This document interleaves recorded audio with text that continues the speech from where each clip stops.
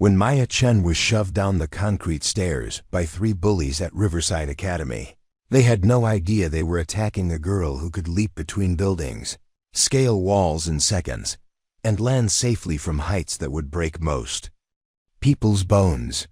What they also didn't know was that Maya's seemingly quiet, withdrawn demeanor hid years of rigorous training that had taught her not just how to move through any environment, but how to think strategically under pressure.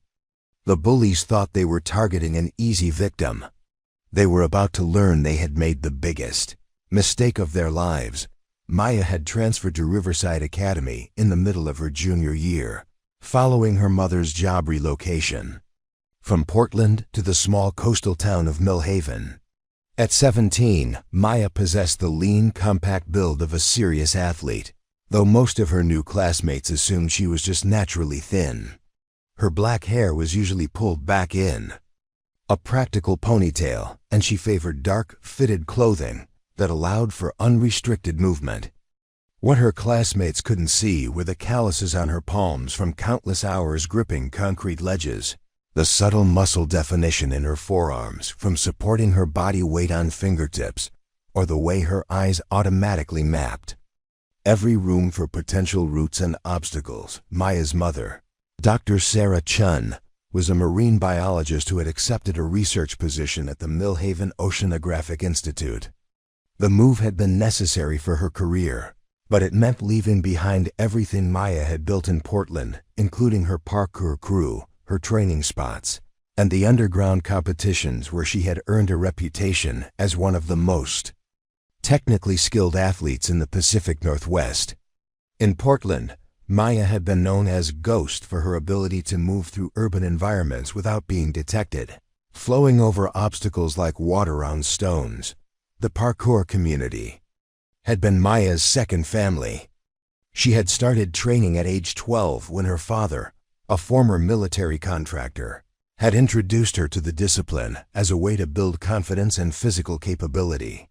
David Chen had recognized early that his daughter possessed an unusual combination of spatial intelligence, fearlessness, and natural athletic ability that made her ideally suited for parkour.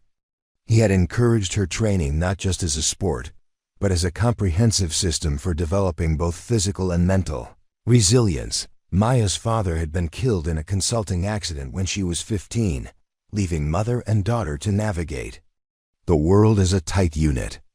David's death had initially derailed Maya's training, but eventually she had returned to parkour with even greater intensity, finding in the discipline a way to process grief and maintain connection to her father's memory. The movements he had taught her became a form of meditation, a way to stay grounded when everything else felt unstable. The financial pressures following David's death had forced some difficult decisions. Dr. Chen's research salary, while adequate, couldn't support the lifestyle they had maintained when David's consulting income supplemented their household. Maya had given up expensive competitions and specialized training camps, instead focusing on developing her skills through solo practice and online coaching. She had transformed abandoned buildings, construction sites, and urban landscapes into her personal training grounds, developing a self-reliant approach to improvement that served her well. Moving to Millhaven had meant leaving behind not just friends and familiar training spots, but an entire identity. In Portland, Maya had been recognized and respected within the parkour community. Video footage of her most impressive runs had accumulated thousands of views on social media platforms. She had sponsored gear from several small equipment companies and had been preparing for national competitions before the move disrupted her trajectory. In Millhaven, she was simply another new student trying to fit into established social hierarchies. Riverside Academy was a private school that served the children of Millhaven's more affluent families, along with a smaller population of scholarship students and those whose parents worked at the various research institutions clustered around the town. Dr. Chen had chosen the school partly for its academic reputation and partly because it offered need-based financial aid that made private education accessible. Maya's admission had been facilitated by her exceptional academic record and her father's military service, which qualified her for certain veteran family benefits. The social dynamics at Riverside Academy were more rigid and exclusionary than what Maya had experienced in Portland's more diverse public schools. Students were sorted into clear hierarchies based on family wealth, academic achievement, athletic participation, and social connections. Maya's status as a scholarship student, combined with her quiet demeanor and lack of obvious talents or interests, had initially relegated her to the margins of school society. She had arrived mid-year when friend groups and social patterns were already established, making integration even more challenging. Maya's natural tendency toward observation, rather than participation, had been reinforced by her parkour training, which emphasized reading environments and understanding spatial relationships before acting. She spent her first weeks at Riverside Academy mapping the school's social geography with the same methodical attention she had once applied to surveying training locations. She identified the popular students, the outcasts, the neutral zones, and the areas where conflict was most likely to occur. The school's physical layout was also automatically cataloged in Maya's mind. Built in the 1960s and expanded several times, Riverside Academy was a sprawling complex of connected buildings with multiple levels, outdoor corridors, and numerous staircases. Maya noted the locations of security cameras, the patterns of staff, supervision, and the routes students typically used to move between classes. This information was filed away unconsciously, part of the environmental awareness that had become second nature through years of parkour practice. Maya's academic performance had remained strong despite the disruption of changing schools. She excelled particularly in physics and mathematics, subjects where her intuitive understanding of motion, force, and spatial relationships provided advantages.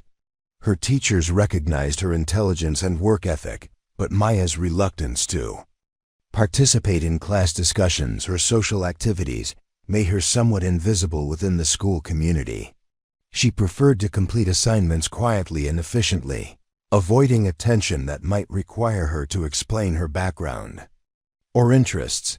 The isolation Maya experienced at Riverside Academy was compounded by her inability to maintain her training regimen.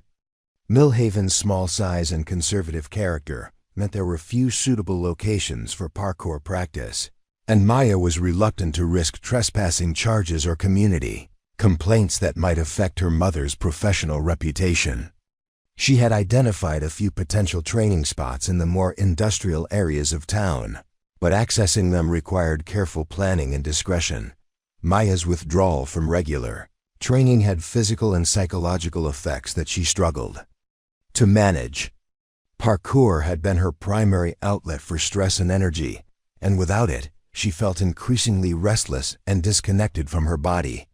The precision and flow that had defined her movement in Portland gave way to the cramped, confined feeling of navigating hallways and sitting in classrooms for hours at a time. She found herself unconsciously analyzing walls, railings, and obstacles, planning routes she would never actually use. The financial constraints that had necessitated Maya's scholarship admission also affected her ability to participate in typical teenage social activities. She couldn't afford to eat lunch at the school's expensive cafeteria, instead bringing simple meals from home. She couldn't participate in after-school activities that required fees or equipment. She couldn't attend movies, concerts, or other social events that her classmates took for granted. These limitations reinforced her outsider status and made her an easy target for students who equated social worth with spending power. Maya's clothing, while practical and well-maintained, clearly came from discount retailers rather than the boutique stores favored by her wealthier classmates. Her backpack was functional rather than fashionable, and she carried her belongings in a worn messenger bag that had been a gift from her Portland Parkour crew. These visible markers of modest economic circumstances made her stand out in an environment where material possessions were important signals of social position. The combination of being new, quiet, academically focused, and economically disadvantaged had made Maya an obvious target for students who maintained their social position through exclusion and harassment of those they perceived as vulnerable. She had hoped that keeping a low profile would allow her to complete her education without significant conflict, but she had underestimated the predatory instincts of certain students who viewed newcomers as opportunities to reinforce their own status through dominance displays. Maya's strategy of invisibility had been partially successful for the first month at Riverside Academy. She had avoided major confrontations and had begun to establish cordial relationships with a few other students who existed on the margins of the school's social ecosystem. She had found a quiet corner of the library where she could study undisturbed, and she had mapped out routes between classes that minimized exposure to the more aggressive social dynamics that played out in main corridors and gathering spaces. However, Maya's careful maintenance of a low profile had also made her appear weak and friendless to students who interpreted quiet confidence as social vulnerability. Her academic success, while not openly displayed, had been noticed by students who were struggling in the same advanced courses.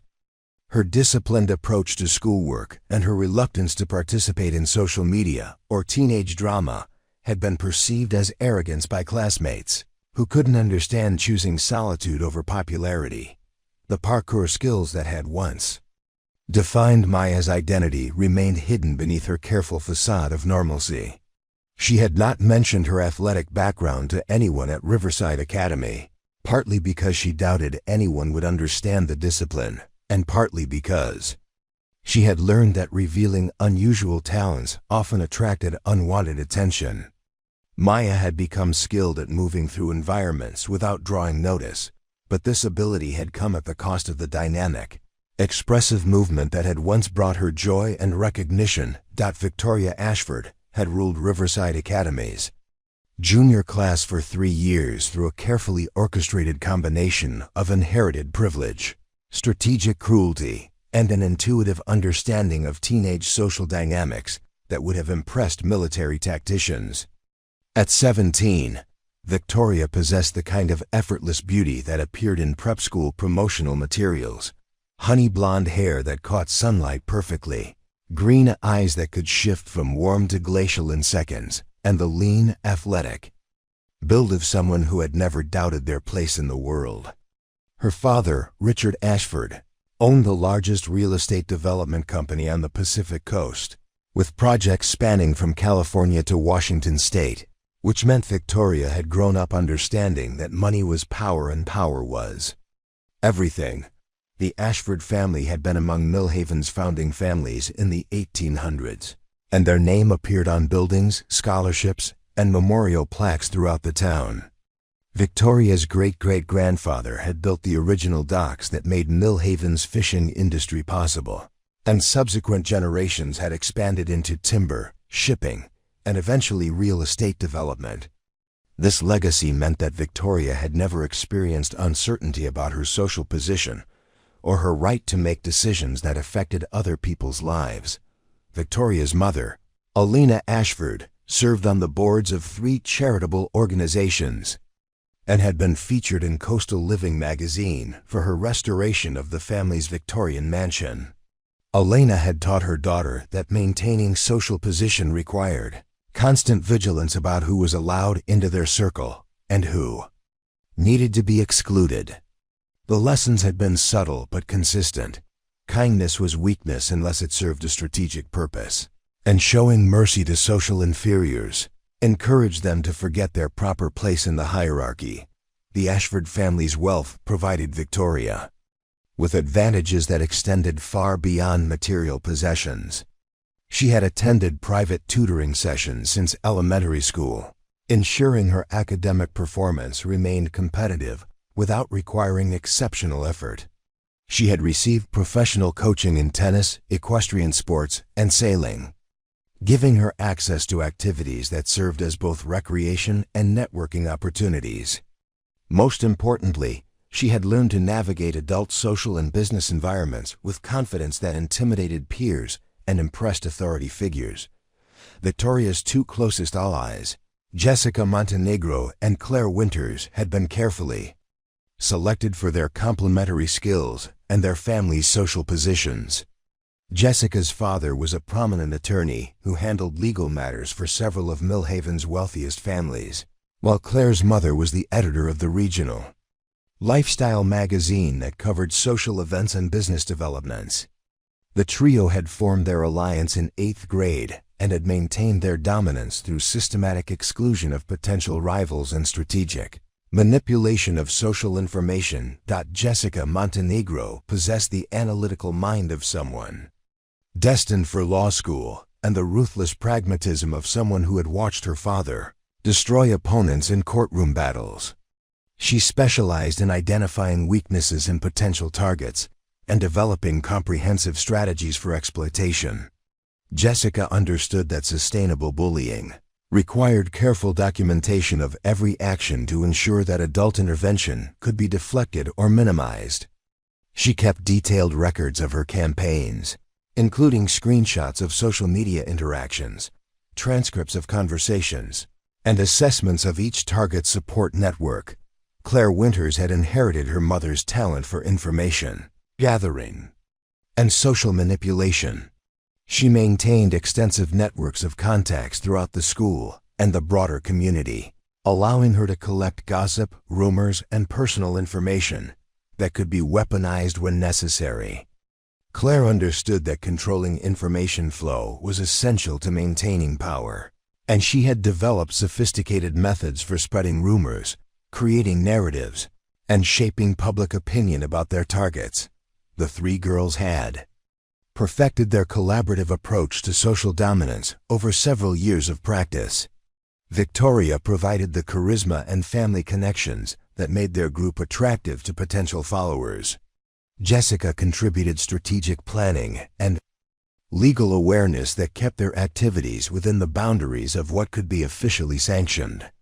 Claire handled intelligence gathering and narrative control that ensured their version of events became the accepted truth in any conflict.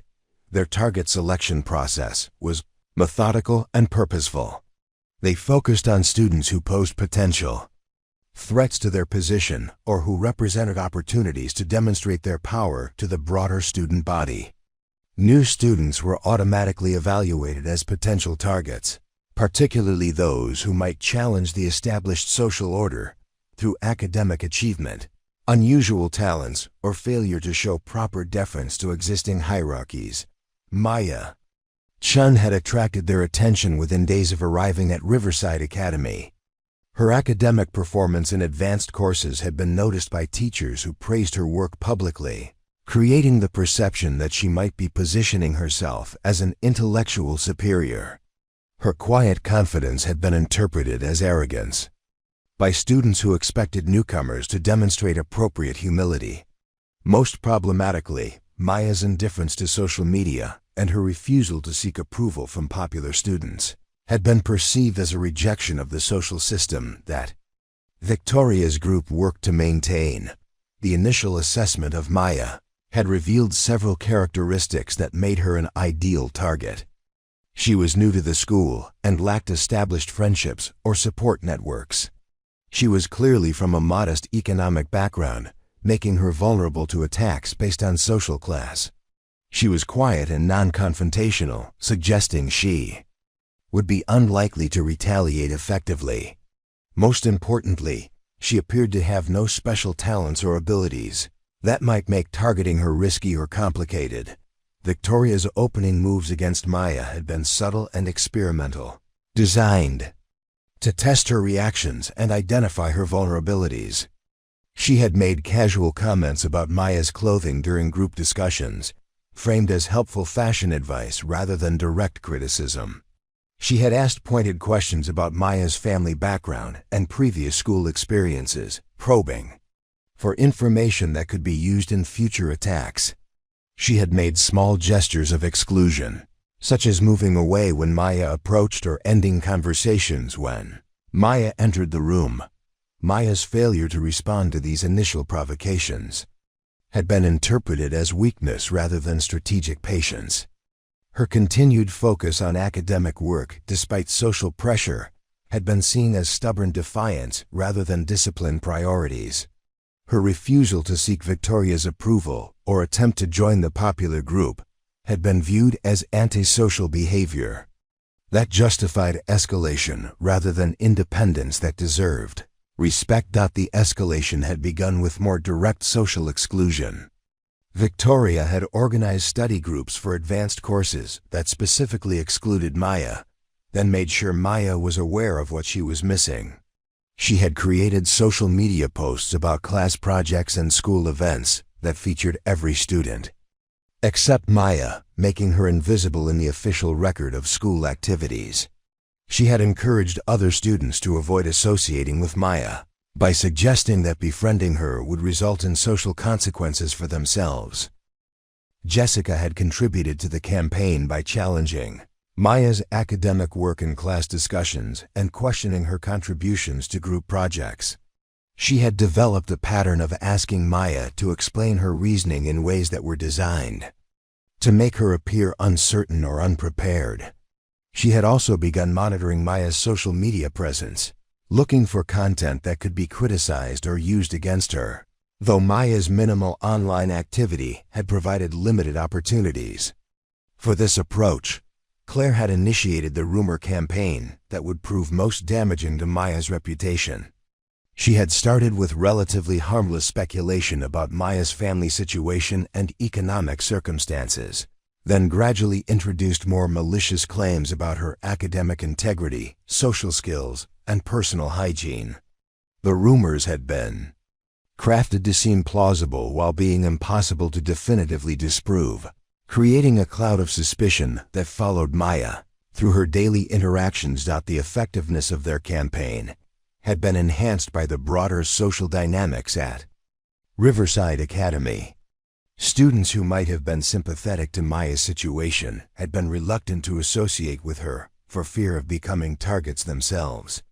Teachers who had noticed the exclusion had assumed it was normal teenage social adjustment rather than systematic harassment. Administrative staff had been unaware of the campaign entirely, since Victoria's group had been careful to avoid actions that would trigger official intervention. Victoria's satisfaction with the campaign's progress had been evident in her increasingly confident behavior around Maya. She had begun making comments loud enough for Maya to overhear, discussing Maya's perceived failures and shortcomings with her friends in public spaces. She had started using Maya as a negative example in conversations with other students, warning them about the social consequences of failing to integrate properly into the school community. The psychological impact of the sustained campaign had been carefully observed and documented by Jessica, who had noted changes in Maya's behavior patterns and social interactions. Maya had begun avoiding certain areas of the school where confrontations were most likely to occur. She had stopped participating in class discussions unless directly called upon by teachers. She had started eating lunch alone in isolated locations, rather than attempting to join group conversations in the cafeteria. Claire had expanded the rumor campaign to include Maya's family situation, spreading speculation about her father's death and her mother's professional activities. She had suggested that Maya's scholarship admission was the result of special treatment rather than academic merit, undermining her achievements and creating resentment among students who had been denied financial aid. She had also begun questioning Maya's commitment to the school community, suggesting that she viewed herself as superior to other students.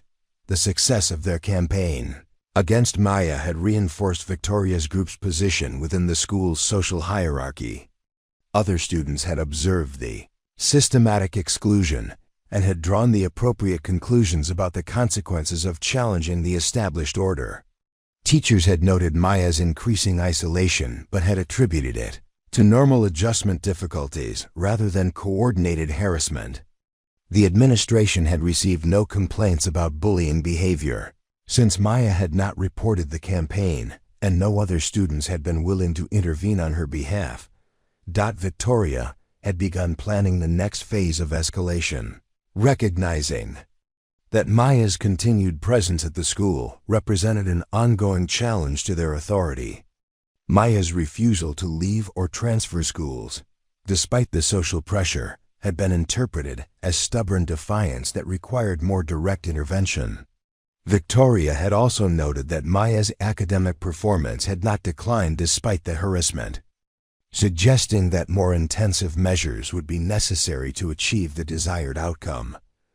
The decision to escalate to physical intimidation had been made gradually, as Victoria's group had recognized that their current tactics, while effective in isolating Maya, had not succeeded in driving her away from the school or forcing her to acknowledge their superior position. Victoria had begun considering locations and opportunities for a more direct confrontation that would demonstrate her power unambiguously while maintaining plausible deniability about her intentions. The harassment campaign against Maya began with surgical precision during her third week at Riverside Academy. Victoria's first move was seemingly accidental, a perfectly timed collision in the computer lab that caused Maya to lose 2 hours of work on her AP physics project. Maya had been running simulations for her presentation on projectile motion when Victoria's designer handbag caught the power cord of her laptop, yanking it from the wall and causing the unsaved work to vanish in seconds. "Oh my God, I'm so sorry," Victoria had said with practiced sincerity, her voice carrying just enough volume to draw attention from nearby students. "I hope you had that backed up somewhere." The false concern in her tone was imperceptible to casual observers, but unmistakable to Maya, who recognized the calculated nature of the incident. When Maya quietly responded that she would have to start over, Victoria's sympathetic expression had flickered for just a moment, revealing genuine satisfaction beneath the manufactured regret. The computer lab incident established the pattern that would define the following months. Each attack was carefully calibrated to appear accidental or coincidental, while systematically undermining Maya's academic performance and social integration. Victoria understood that sustainable harassment required plausible deniability, and she had perfected the art of inflicting damage while maintaining an appearance of innocence that protected her from administrative intervention. The next phase involved strategic exclusion from group activities that were ostensibly open to all students. When their AP literature teacher, Mr. Davidson, announced a collaborative project analyzing themes in contemporary fiction, Victoria immediately claimed Maya for her group, then systematically excluded her from every planning meeting and decision-making session. The group met at Victoria's house, at expensive coffee shops, and at locations that were either inaccessible to Maya or prohibitively expensive for her budget. During class discussions about the project, Victoria would speak for the entire group, consistently referring to ideas and decisions that had been made without Maya's input. "We decided to focus on economic inequality in modern literature," Victoria would announce, making eye contact with Maya as she emphasized the word "we." The irony was deliberate and cruel, using Maya's own economic circumstances as a weapon, while simultaneously excluding her from the academic work that addressed those very issues. Maya's attempts to contribute to the project were systematically undermined through a combination of scheduling conflicts and information control. Victoria would schedule group meetings for times when Maya was working her part-time job at the local marina, then express regret that Maya couldn't make herself available for the important discussions. When Maya suggested alternative meeting times, Victoria would claim that her schedule was completely inflexible due to tennis practice, charity commitments, and family obligations that couldn't be rescheduled. The social media campaign began subtly, with Victoria posting carefully curated photos of group study sessions and school events that featured every relevant student except Maya. The message was clear to anyone who understood the social dynamics. Maya was not part of the community, not worthy of inclusion, and not missed when she was absent. Victoria's captions were masterpieces of passive-aggressive exclusion. "So grateful for my amazing study group, couldn't do it without these brilliant minds." Posted beneath photos of collaborative sessions that Maya had been prevented from attending. Jessica's contribution to the campaign focused on academic undermining disguised as helpful concern. During class discussions, she would ask Maya to explain her reasoning in ways that were designed to make her appear uncertain or unprepared. "I'm sure Maya has some interesting insights about the symbolism in that passage," Jessica would say with a smile that didn't reach her eyes, then follow up with increasingly complex questions that would challenge even well-prepared students. The goal was to create the impression that Maya's academic success was based on luck rather than competence. Claire's specialty was information warfare conducted through carefully managed gossip campaigns. She had started with relatively innocuous speculation about Maya's family situation, wondering aloud why Maya's mother worked such long hours and why Maya never mentioned her father. The conversations were held in public spaces where Maya might overhear, designed to make her uncomfortable while appearing to be natural curiosity rather than malicious probing. The rumor mill that Claire cultivated grew more sophisticated over time. She would plant seeds of doubt about Maya's academic integrity, suggesting that scholarship students faced different standards than regular admissions. "I heard that scholarship kids get extra help with their assignments," Claire would mention casually during lunch conversations, letting others draw their own conclusions about Maya's consistently strong performance in advanced courses. The psychological pressure was applied through constant surveillance disguised as social awareness. Victoria's group made sure Maya knew they were watching her, documenting her behavior and discussing her actions with other students. They would stop conversations when Maya approached, then resume them loud enough for her to hear. Selected fragments that suggested she was the subject of ongoing scrutiny and criticism. The exclusion strategy extended beyond Victoria's immediate circle to the broader student body through a carefully orchestrated influence campaign. Victoria would approach students who had shown any tendency to befriend Maya, expressing concern about Maya's social integration and suggesting that spending time with her might reflect poorly on their own social judgment. "I'm sure she's nice," Victoria would say with practiced diplomacy, "but she doesn't really fit in here, does she?" Maya's part-time job at the marina became another vector for harassment when Victoria discovered where she worked. Victoria would arrive at the marina with friends during Maya's shifts, making loud comments about how quaint it was that some students had to work during high school. They would request Maya's assistance with boats and equipment, then criticize her performance in front of other customers and employees, creating professional pressure that extended beyond the school environment. The financial pressures that Maya faced were weaponized through strategic manipulation of school activities and social expectations. Victoria would organize group outings to expensive restaurants, then express surprise and disappointment when Maya couldn't afford to participate. "Oh, I forgot that might be a problem," Victoria would say with false sympathy, ensuring that Maya's economic limitations became a source of public embarrassment and social exclusion. Claire expanded her information gathering to include Maya's family history, discovering details about her father's death and her mother's professional activities. She began spreading speculation about whether Maya's scholarship was based on merit or sympathy, suggesting that grief-related considerations, rather than academic achievement, had influenced the admission decision. The rumors were crafted to undermine Maya's legitimacy as a student, while appearing to show compassion for her family's circumstances. The campaign's effectiveness was enhanced by the broader social dynamics at Riverside Academy, where students understood that crossing Victoria's group carried significant social costs. Maya's isolation became increasingly complete as potential friends chose to avoid association with her rather than risk becoming targets themselves. Teachers who might have noticed the exclusion assumed it was normal teenage social adjustment rather than systematic harassment. Victoria's satisfaction with the campaign's progress was evident in her increasingly bold behavior around Maya. She began making comments about Maya's appearance, suggesting that scholarship students should make more effort to represent the school properly. "I'm sure your mother does her best with what she has," Victoria would say with false kindness, but presentation is so important in academic environments. The harassment escalated to include interference with Maya's academic work beyond group projects.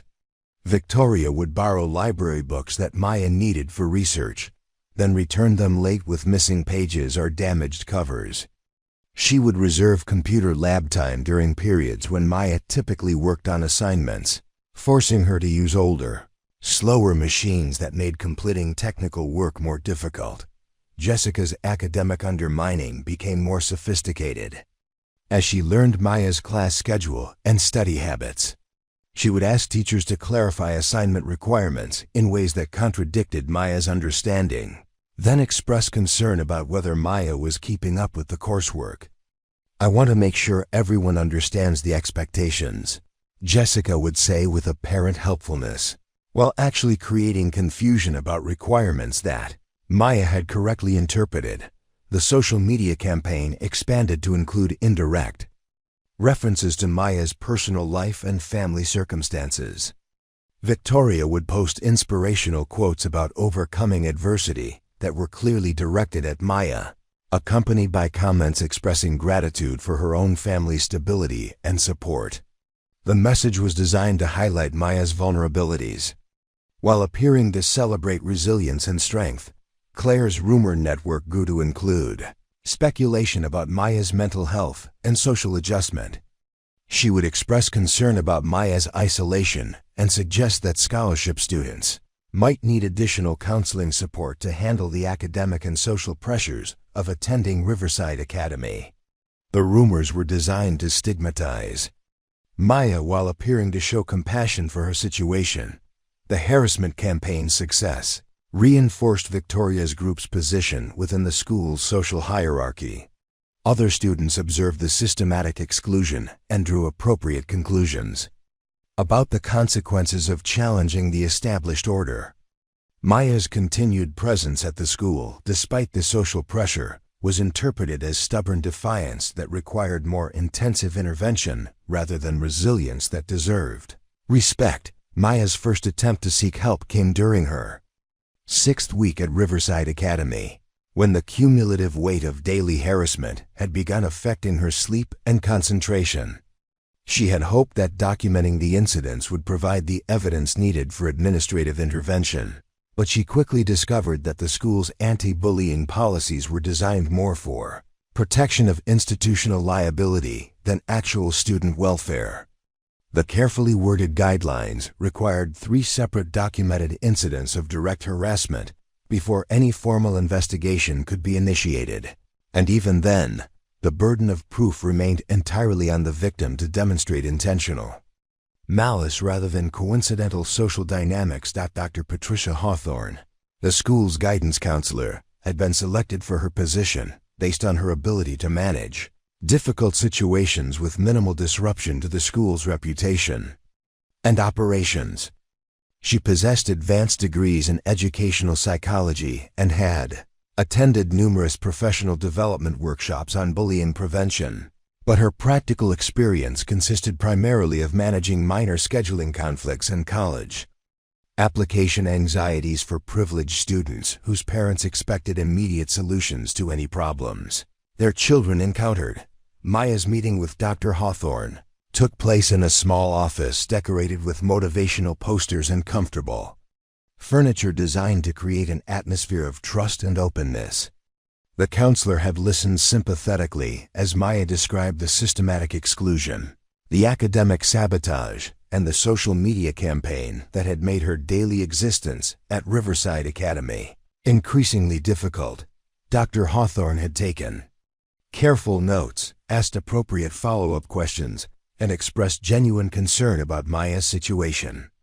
"I can see that you're dealing with some challenging social dynamics," Dr. Hawthorne had said, her voice carrying the practiced warmth of someone trained in therapeutic communication.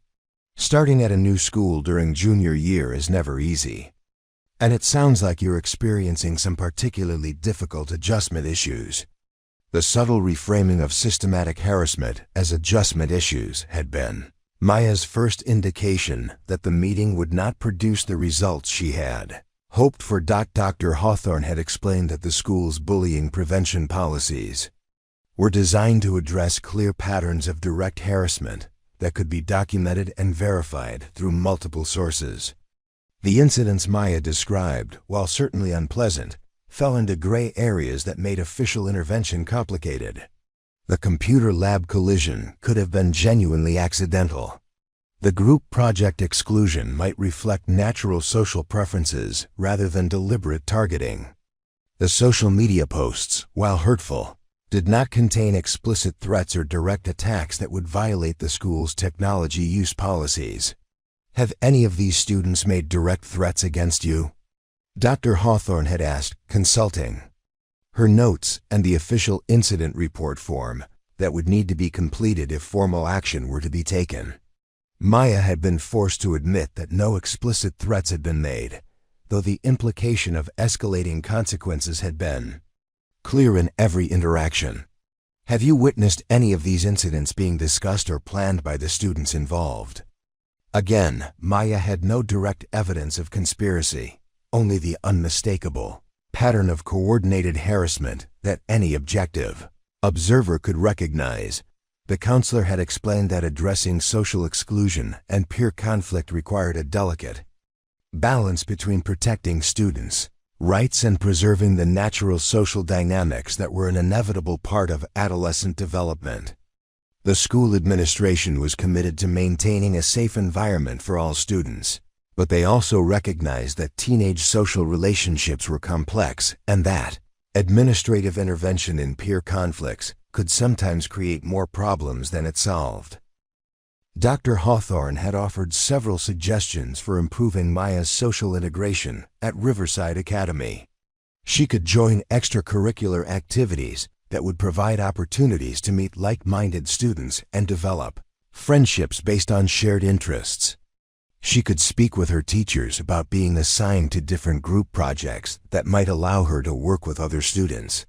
She could consider adjusting her own behavior patterns to appear more approachable and socially engaged. The implicit message in these suggestions had been clear. Maya's social isolation was primarily her own responsibility, and any solution would require her to change her behavior, rather than expecting the school to address the harassment she was experiencing.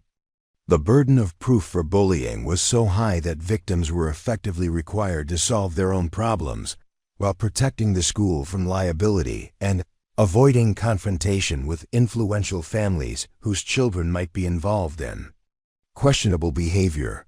Maya had left the meeting with Dr. Hawthorne feeling more isolated than before seeking help. The counselor's well-intentioned advice had made it clear that the school's anti-bullying policies were designed to protect the institution rather than the students, and that Maya's situation did not meet the narrow criteria for official intervention. She had been advised to keep a detailed log of future incidents, with specific attention to gathering evidence that could support formal charges if the harassment escalated to more serious levels. Documentation process that Dr. Hawthorne had recommended proved both frustrating and revealing. Maya began keeping a detailed journal of every interaction with Victoria's group, noting dates, times, locations, witnesses, and specific actions or comments that could be construed as harassment. The exercise forced her to recognize how carefully her tormentors had calculated their actions to stay within the boundaries of what could be officially sanctioned. Victoria's group had clearly researched the school's policies and had designed their campaign to exploit the gaps between prohibited behavior and the normal social dynamics that teenagers were expected to navigate independently. Their actions were consistently hurtful and clearly coordinated, but they avoided the explicit threats, physical contact, or documented planning that would trigger formal intervention. They had created a system of harassment that was both effective and legally defensible. Maya's second meeting with Dr. Hawthorne occurred 3 weeks later, after she had documented several additional incidents that she hoped would meet the school's requirements for formal investigation. The counselor had reviewed Maya's detailed log with apparent interest, praising her thoroughness and organization while explaining that the documented incidents still did not constitute a clear pattern of bullying that would justify official action. The computer lab incident remained officially classified as accidental, since no witnesses had observed deliberate intent on Victoria's part. The group project exclusion had been investigated through conversations with the students involved, who had provided reasonable explanations for their scheduling decisions and had expressed willingness to include Maya in future activities. The provided reasonable explanations for their scheduling decisions and had expressed willingness to include Maya in future activities. Social media posts had been reviewed and found to contain no explicit references to Maya or direct attacks that would violate the school's technology policies. Dr. Hawthorne had emphasized that the school took all reports of bullying seriously, and that Maya's concerns were being monitored closely by the administration.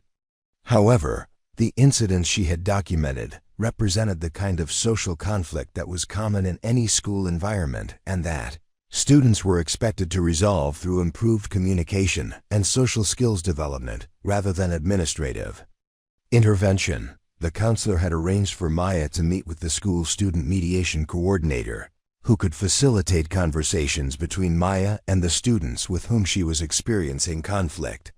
The mediation process was designed to help students understand each other's perspectives and develop strategies for more positive interaction. Maya had been encouraged to approach this opportunity with an open mind and a willingness to examine her own role in the social dynamics that were causing her distress. Maya's request for schedule changes that would minimize her contact with Victoria's group had been denied on the grounds that academic programming could not be altered to accommodate social preferences. The school's policy required that students learn to navigate interpersonal challenges while maintaining their educational objectives, and transferring Maya into different classes would send the wrong message about conflict resolution and personal responsibility. The meeting with the student mediation coordinator had been scheduled for the following week, but Maya had recognized that participating in the process would require her to legitimize the fiction that her harassment was the result of mutual misunderstanding rather than deliberate targeting. The mediation framework assumed that both parties bore some responsibility for the conflict and that resolution required compromise and behavior modification from all participants. Maya had realized that seeking help through official channels was not only ineffective but potentially counterproductive. The school's bureaucratic approach to bullying prevention created additional opportunities for her tormentors to demonstrate their power and influence, while forcing her to repeatedly justify her experiences to adults who were fundamentally committed to maintaining institutional stability rather than protecting individual students. The documentation process had also revealed the sophistication of Victoria's group's harassment campaign. They had clearly anticipated that their actions might be reported and had prepared responses that would minimize their accountability while shifting responsibility back to Maya. Their coordination was evident in the consistency of their explanations and their ability to provide alternative interpretations of events that Maya had experienced as clearly malicious. Maya's growing understanding of the school's limitations had been reinforced by conversations with other students who had experienced similar problems. She had discovered that several scholarship students and social outsiders had sought help from Dr. Hawthorne for harassment issues, only to be advised that their problems were normal parts of teenage social development that required personal growth and improved social skills rather than administrative intervention. The realization that she was essentially on her own had been both devastating and liberating. Maya had initially hoped that adult intervention would resolve her situation without requiring her to take personal risks or compromise her principles. The failure of official channels had forced her to recognize that protecting herself would require developing her own strategies and accepting responsibility for her own safety and well-being. Maya's understanding of her situation had been further complicated by the recognition that Victoria's group's actions while clearly harmful and coordinated, were not necessarily illegal or even prohibited by school policies. The line between normal teenage social dynamics and harassment was deliberately blurred in institutional policies that prioritized conflict avoidance over student protection, creating an environment where systematic targeting could continue indefinitely. As long as it remained sufficiently subtle and plausibly deniable, the breaking point came on a gray February afternoon when Maya was leaving her advanced chemistry lab after staying late to complete a spectroscopy experiment. The school's science building was a newer addition to the campus, connected to the main structure by a series of covered walkways and stairwells that provided multiple routes between buildings. Maya had chosen to exit through the east stairwell, which was typically less crowded during after-school hours and offered a direct path to the parking area, where her mother would be waiting to pick her up.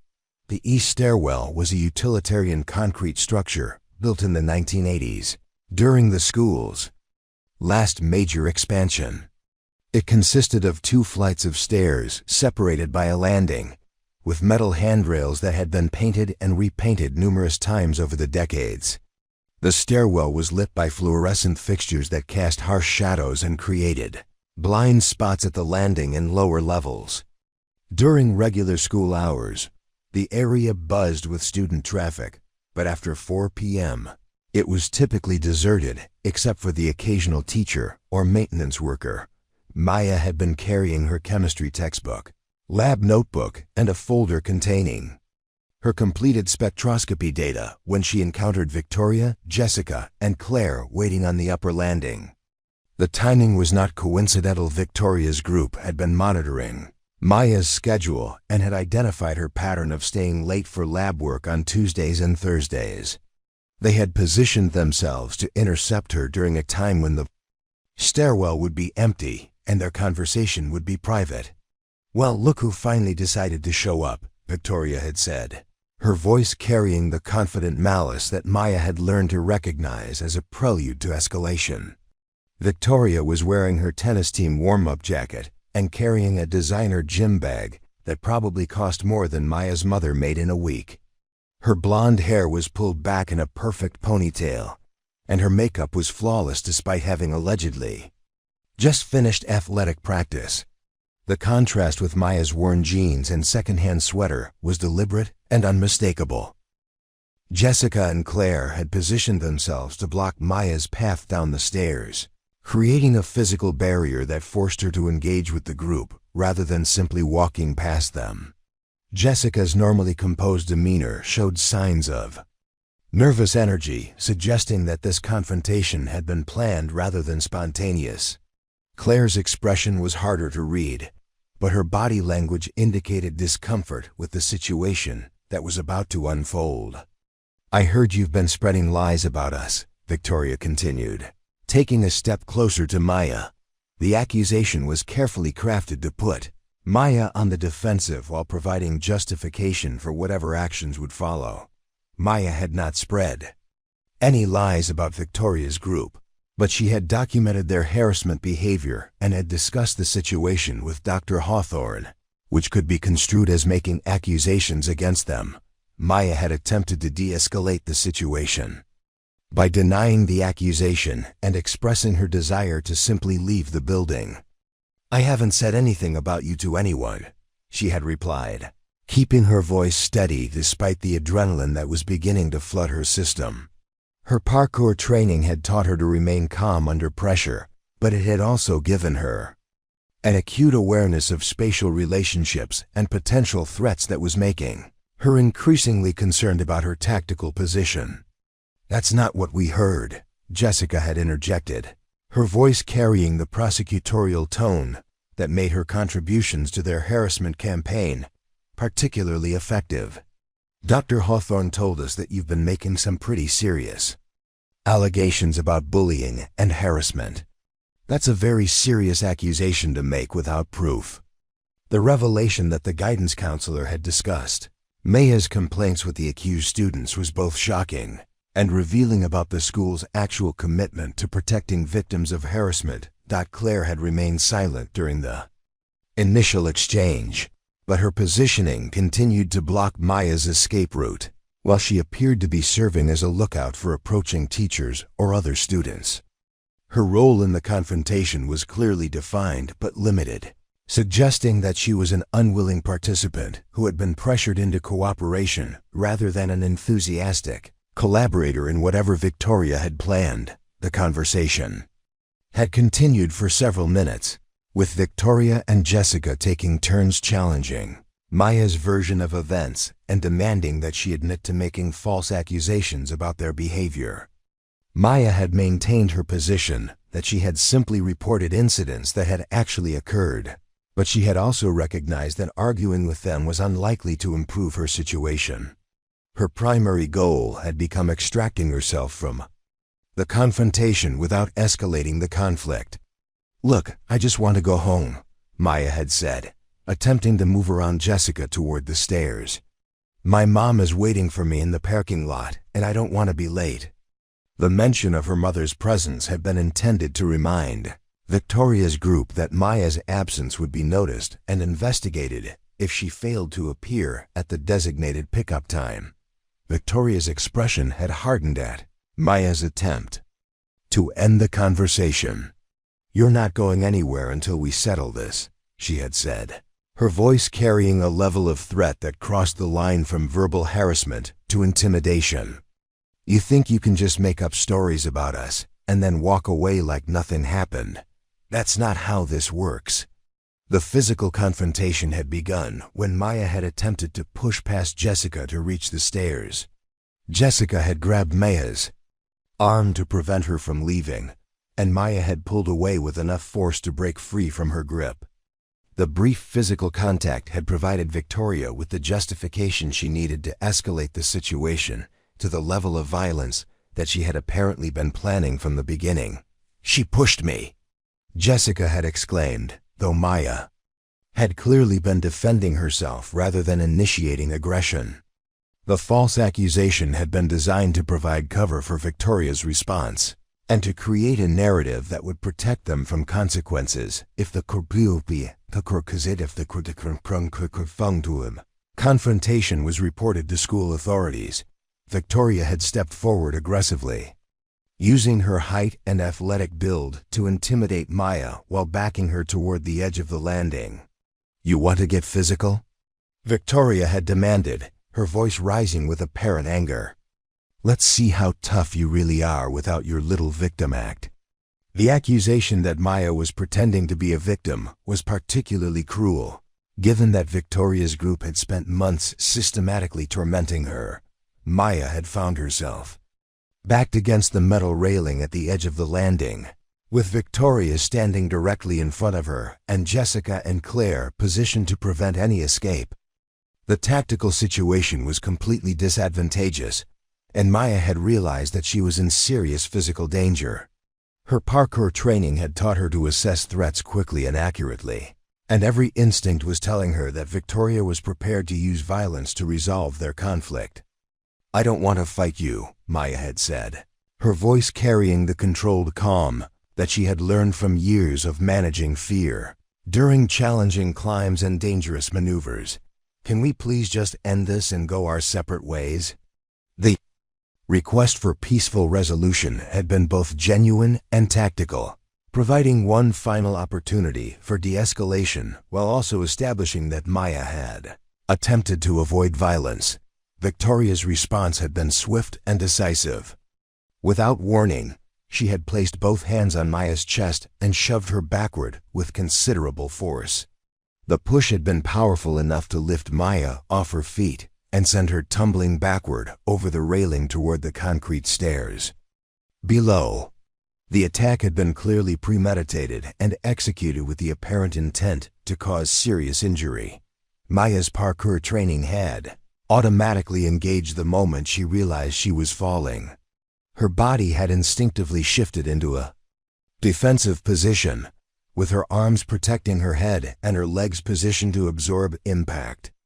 She had attempted to control her fall by grabbing for the railing or the wall, but the speed and angle of her descent had made it impossible to arrest her momentum completely.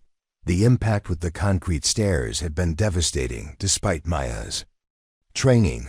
Her left shoulder had struck the third step, sending shooting pain through her arm and chest.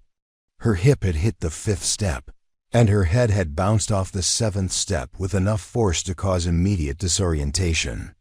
She had tumbled down the remaining steps in a controlled fall that had probably saved her life but had not prevented serious injury. Maya had come to rest at the bottom of the stairwell, her chemistry textbook and lab materials scattered around her like evidence of the violence that had just occurred. She had attempted to assess her injuries while fighting off the nausea and dizziness that indicated a probable concussion.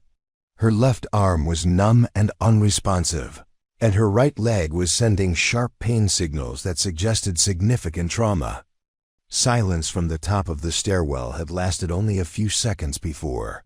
Maya had heard hurried conversation between Victoria, Jessica, and Claire. She had been unable to make out the specific words, but the tone had been urgent and frightened rather than concerned for her welfare. The conversation had been followed by the sound of footsteps moving away from the stairwell, indicating that Maya's attackers had fled the scene rather than seeking help for her injuries. Maya had attempted to call out for help, but her voice had been weak and her breathing shallow due to the impact trauma. The stairwell's location in the newer part of the building meant that it was rarely used during after-school hours, and the sound of her voice had not carried far enough to attract attention from other areas of the campus. She had realized that she might be lying injured and alone for an extended period before anyone discovered her. The physical pain from her injuries had been accompanied by a growing sense of rage that was unlike anything Maya had experienced before. The attack had been unprovoked, premeditated, and executed with apparent disregard for her safety or well-being. Victoria's group had escalated their harassment to the level of serious assault, and they had fled the scene rather than taking responsibility for their actions or ensuring that Maya received medical attention. Maya lay at the bottom of the concrete stairwell for 18 minutes before Mr. Rodriguez, the evening custodian, found her during his routine building check. The fluorescent lights above flickered intermittently, casting unstable shadows across the scattered chemistry materials and Maya's motionless form.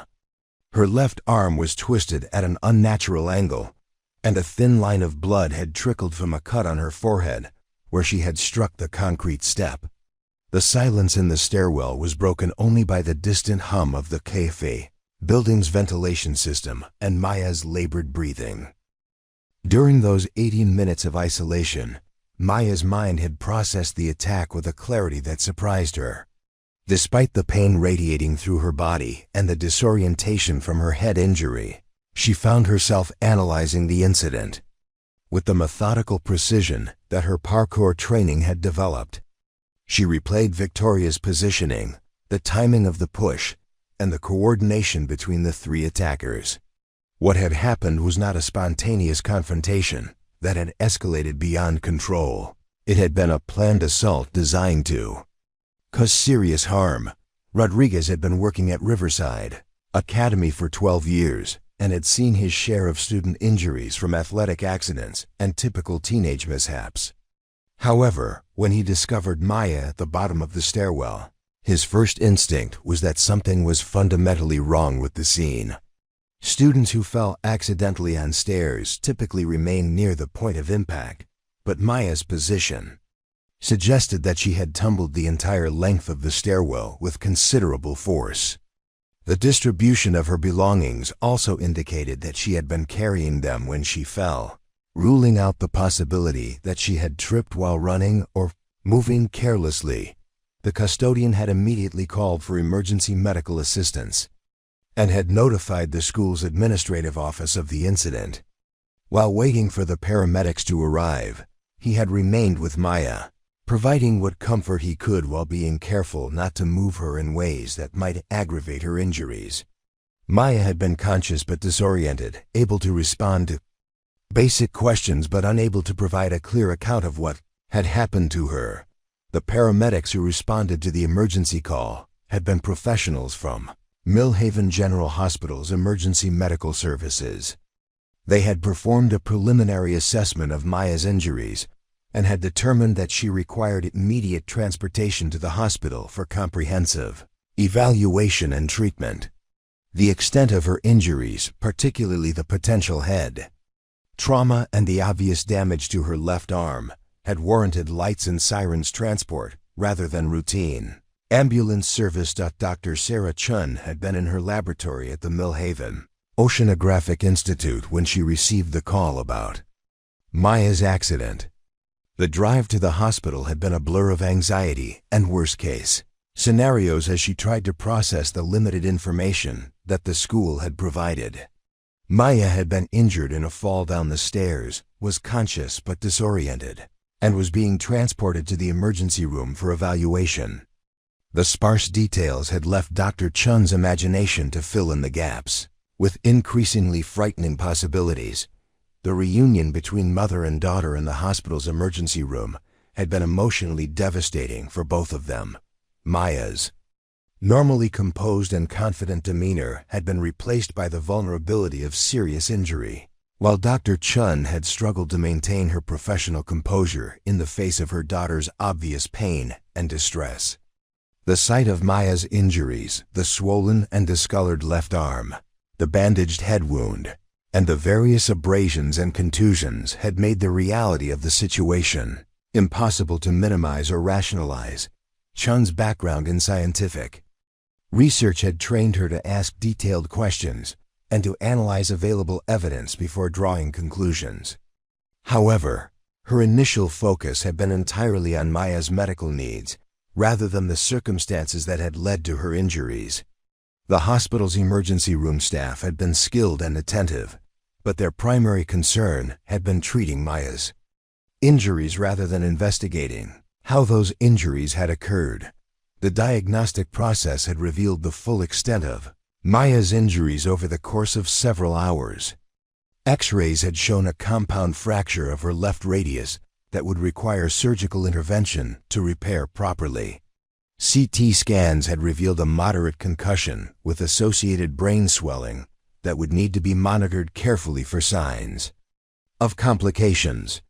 Additional imaging had identified multiple contusions, a partially separated shoulder, and soft tissue damage throughout her torso and extremities. Dr. Michael Santos, the orthopedic surgeon who had been called in to evaluate Maya's arm fracture, had explained that the injury was consistent with a high-impact fall onto a hard surface. The fracture pattern and associated soft tissue damage suggested that Maya had attempted to break her fall with her left arm, which had absorbed much of the impact force. The severity of the injury indicated that the fall had involved considerable momentum and force, more than would typically result from a simple slip or misstep. The neurologist who had evaluated Maya's head injury, Dr. Jennifer Walsh, had been equally concerned about the circumstances of the accident. The pattern of Maya's concussion symptoms and the location of her head wound suggested that she had struck the concrete stairs with significant force after falling from a considerable height. The combination of her head injury and the multiple impacts along her body indicated that she had tumbled down the entire length of the stairwell rather than falling partway and managing to stop herself.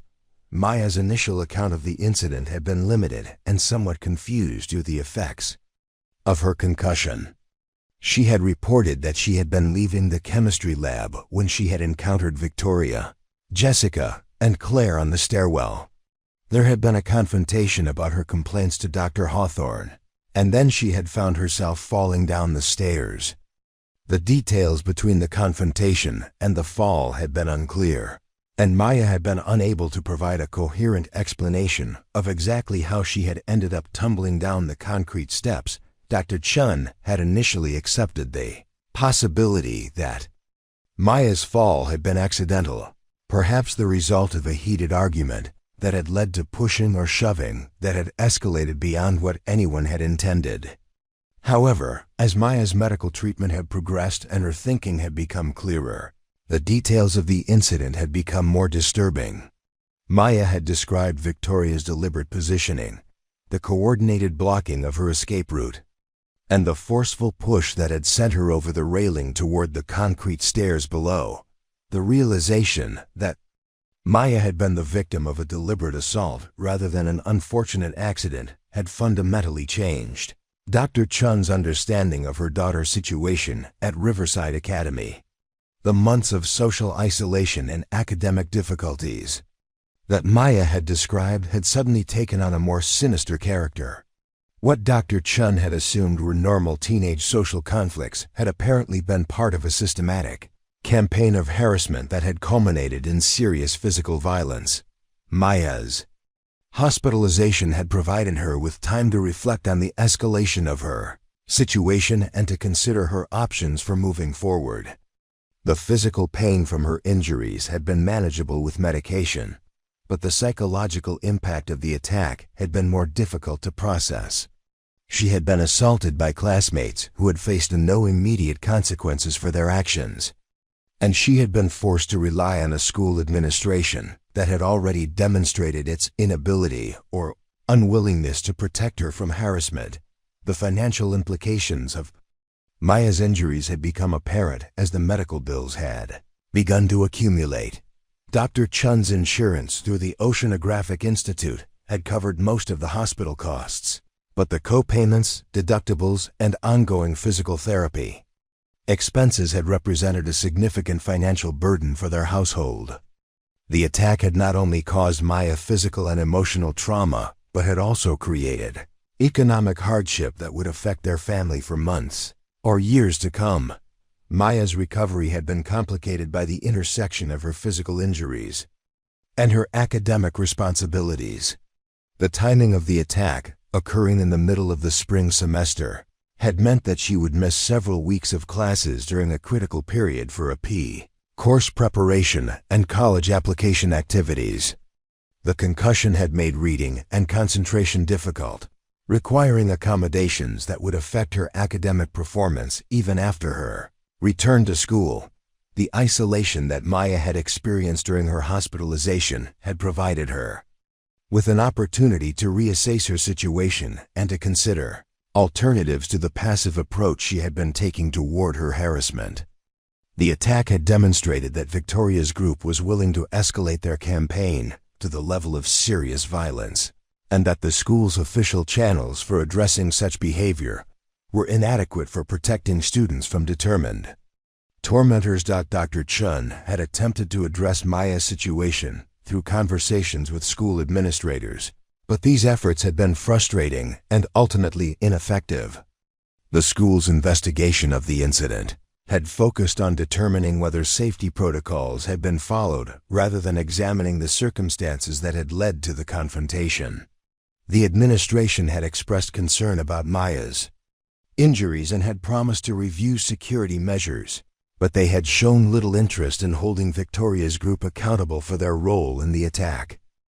The police report that had been filed regarding Maya's injuries had been classified as an accident rather than an assault, despite the evidence suggesting that the fall had been the result of deliberate actions by other students. The investigating officer had noted that there were no witnesses to the actual incident, and that the students involved had provided consistent accounts of what had happened. Without clear evidence of criminal intent, the case had been closed without charges being filed. Maya's growing understanding of her situation had led to a fundamental shift in her thinking about how to protect herself and how to respond to continued threats. The failure of official channels to provide adequate protection had forced her to consider more direct approaches to ensuring her safety. The physical capabilities that she had developed through years of parkour training had remained largely hidden, but the attack had demonstrated that she might need to reveal and use those capabilities if she hoped to deter future violence.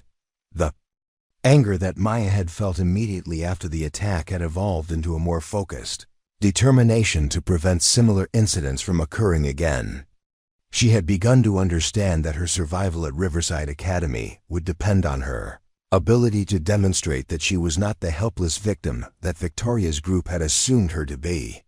The question was no longer whether she would fight back, But how and when she would choose to reveal her true capabilities?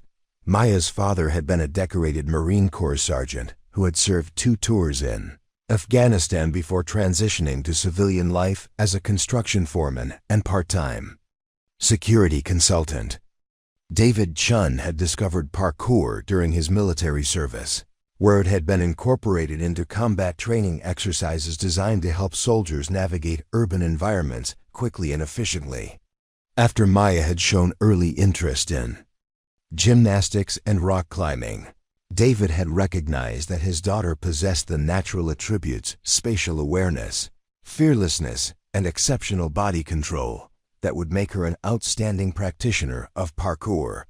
The training had begun when Maya was 12 years old, initially as a way to build confidence and physical fitness.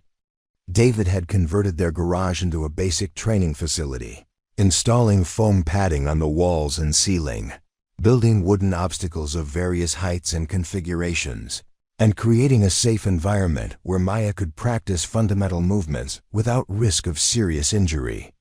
The early lessons had focused on basic safety techniques: how to land safely from height, how to roll to distribute impact force, and how to assess risks before attempting challenging movements.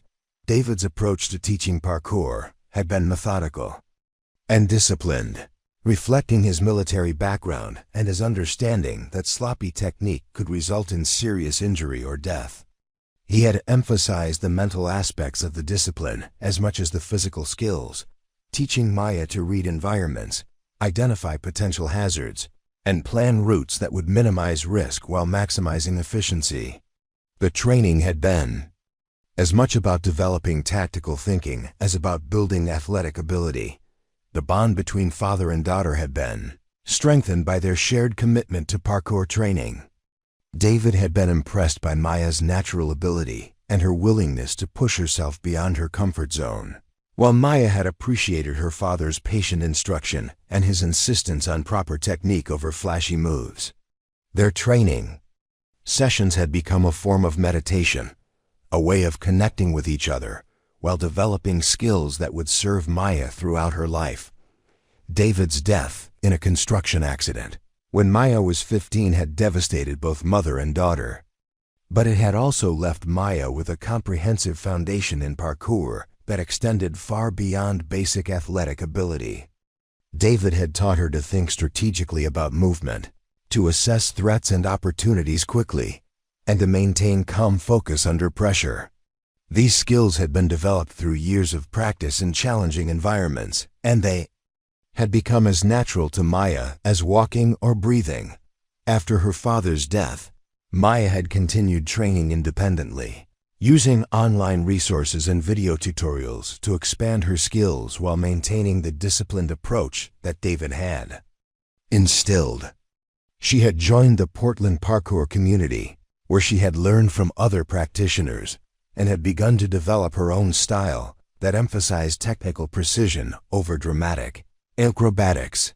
Her reputation as Ghost had come from her ability to move through environments without being noticed, flowing around obstacles with fluid efficiency that made difficult movements appear effortless. The move to Millhaven had interrupted Maya's training regimen and had forced her to abandon the community that had supported her development.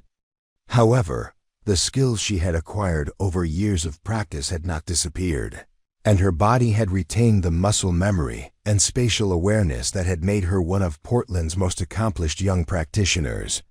The enforced inactivity during her recovery from the stairwell attack had created a powerful need to reconnect with the physical discipline that had shaped her identity. Dr. Chen had been unaware of the extent of Maya's parkour abilities, having viewed her daughter's interest in the discipline as a healthy athletic pursuit rather than a serious martial art with practical applications. Maya had been discreet about her training, practicing in locations where she would not draw attention from neighbors or community members who might not understand the discipline. The attack at school had forced Maya to consider whether revealing her capabilities might be necessary for her protection. 3 weeks after her discharge from the hospital, Maya had begun rehabilitation exercises designed to restore strength and mobility to her injured arm. The physical therapy sessions had been frustrating and painful, but they had also provided her with an opportunity to assess her current physical condition and to identify areas where additional training would be needed. Her left arm remained weak and stiff, but her right arm, legs, and core had retained most of their strength and flexibility. Maya's first return to actual parkour training had occurred during her 4th week of recovery, when she had located a secluded area behind an abandoned warehouse on the outskirts of Millhaven. The location had provided her with concrete walls, metal railings, and various obstacles that could be used for basic conditioning exercises. She had started with simple movements, precision jumps between marked points, wall runs to build leg strength, and balance exercises to restore her spatial awareness. The sensation of returning to parkour training had been both exhilarating and frustrating.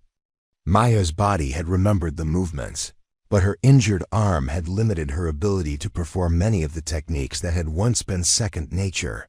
She had been forced to adapt her training to accommodate her physical limitations while working to rebuild the strength and coordination that had been disrupted by weeks of inactivity. Dr. Chen had eventually discovered Maya's training activities when she had noticed her daughter's improved mood and energy levels. Maya had been forced to explain the extent of her parkour background and to demonstrate some of her capabilities in a controlled environment. Dr. Chen had been amazed by her daughter's skills and had begun to understand that Maya possessed physical abilities that could be relevant to her ongoing safety concerns at Riverside Academy. Maya's training had intensified as her physical recovery had progressed, and her anger about the stairwell attack had continued to build. She had begun to view her parkour skills not just as an athletic pursuit, but as a potential tool for protecting herself from future violence. The discipline that her father had taught her had emphasized using movement to avoid confrontation, but Maya had realized that Victoria's group's escalating behavior might eventually require more direct responses. The mental aspects of Maya's training had become increasingly important as she had planned her return to Riverside Academy. David had taught her to think tactically about every environment, to identify escape routes and defensive positions, and to maintain situational awareness that would allow her to respond quickly to threats. These skills had been developed for navigating challenging parkour routes, but they were equally applicable to navigating the social and physical dangers that awaited her at school. Maya's understanding of her own capabilities had evolved significantly. During her recovery period, she had always known that she was a skilled athlete, but she had never considered her parkour training as a form of combat preparation. The attack had forced her to recognize that her movement skills, spatial awareness, and tactical thinking could be applied to personal protection in ways that went beyond simply escaping from dangerous situations.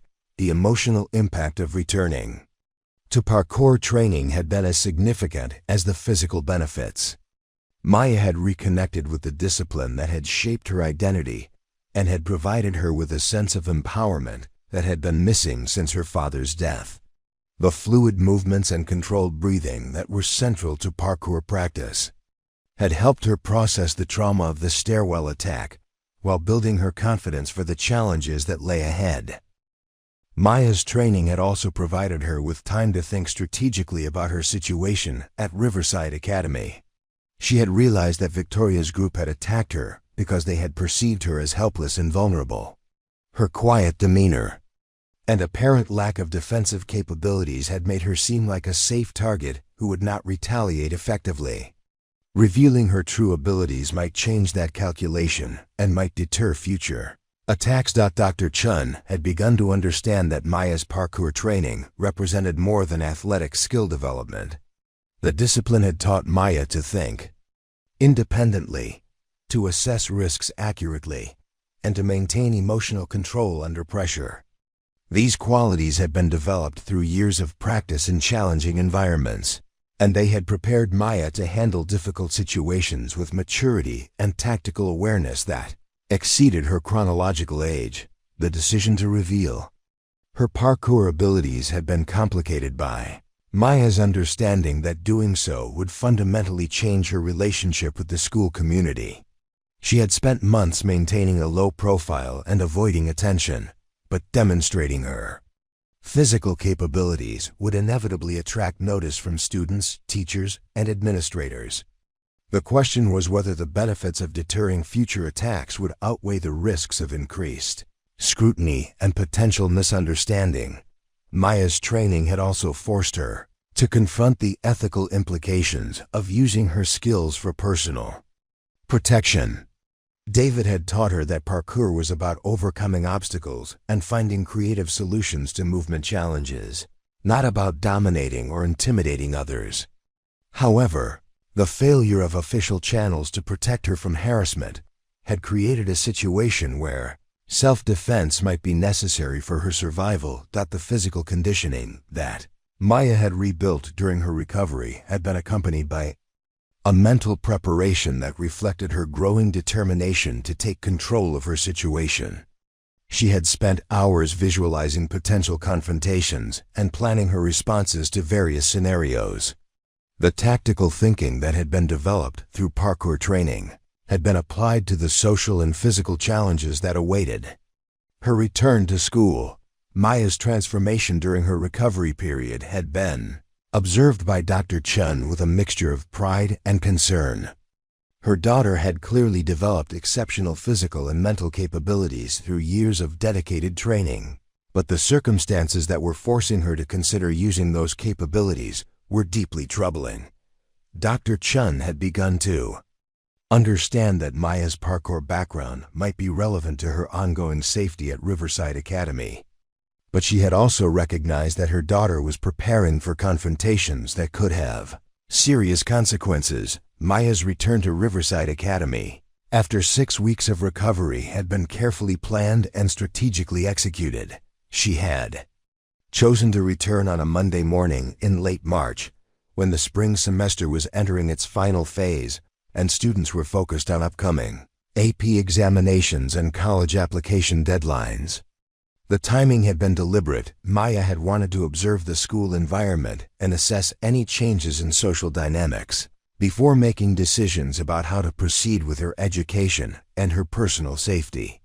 The physical changes in Maya's appearance had been subtle but noticeable to anyone who looked closely.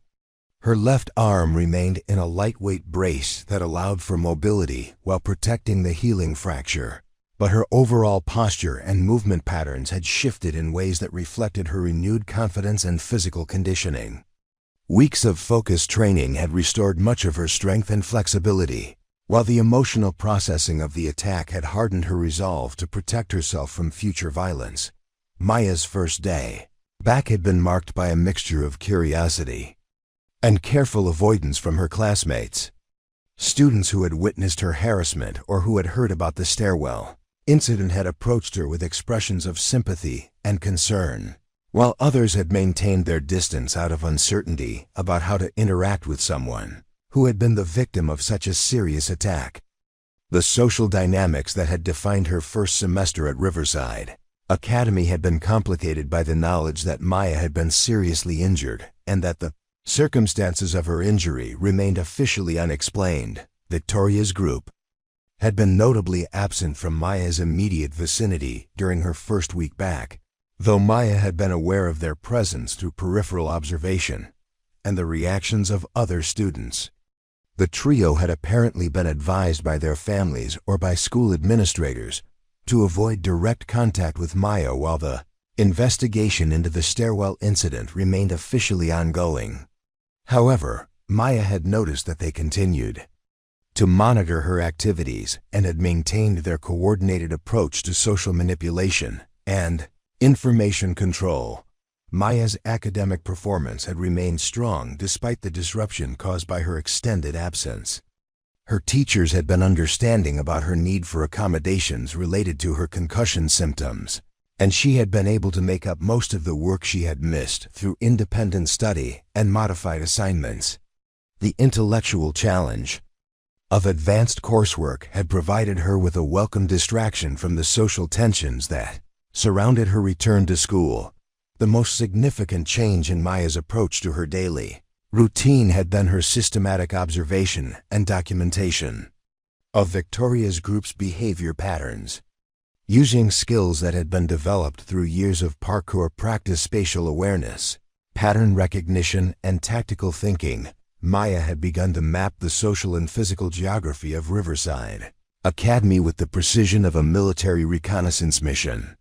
She had identified the locations where Victoria's group typically gathered, the routes they used to move between classes, and the times when they were most likely to be isolated from adult supervision. Maya had also begun to study the individual members of Victoria's group with the same methodical attention she had once applied to analyzing challenging parkour routes. Victoria's leadership style was based on confident aggression and the assumption that others would defer to her authority. Jessica's contributions were analytical and strategic, focused on identifying vulnerabilities and developing plans to exploit them. Claire's role remained the most reluctant and potentially unstable, suggesting that she might be the weakest link in their coordination. The parkour training that Maya had resumed during her recovery had been adapted to incorporate elements of tactical preparation that reflected her changed circumstances. She had begun practicing movements that would be useful in confined spaces like school hallways and stairwells, focusing on techniques that would allow her to escape from confrontations or to control the positioning of multiple opponents. The abandoned warehouse where she trained had provided her with opportunities to practice these scenarios while maintaining the secrecy that was essential to her strategic planning.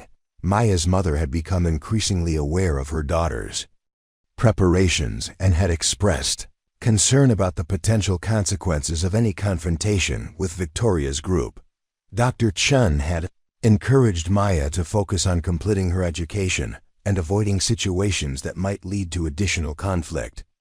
But she had also recognized that her daughter's safety might depend on her ability to defend herself if official channels continued to fail.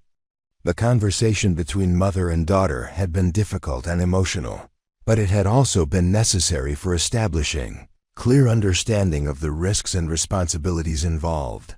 The school's investigation into the stairwell incident had been concluded with findings that satisfied no one involved.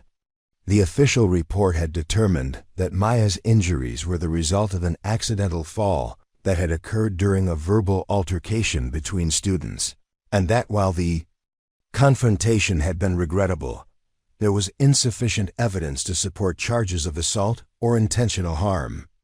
Victoria's group had been assigned to conflict resolution counseling and had been required to write formal apologies to Maya, but they had faced no suspension or other meaningful consequences for their actions. Maya's response to the official findings had been controlled and strategic rather than emotional.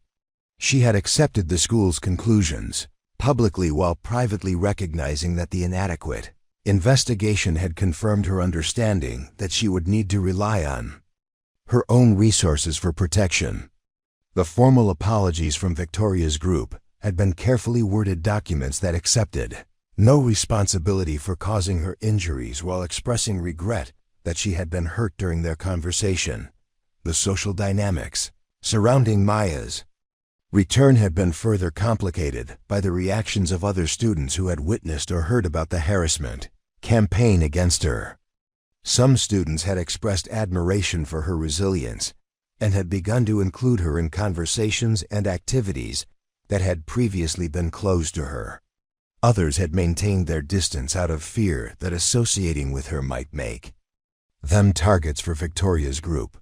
The result had been a complex social environment where Maya's status remained uncertain and potentially unstable.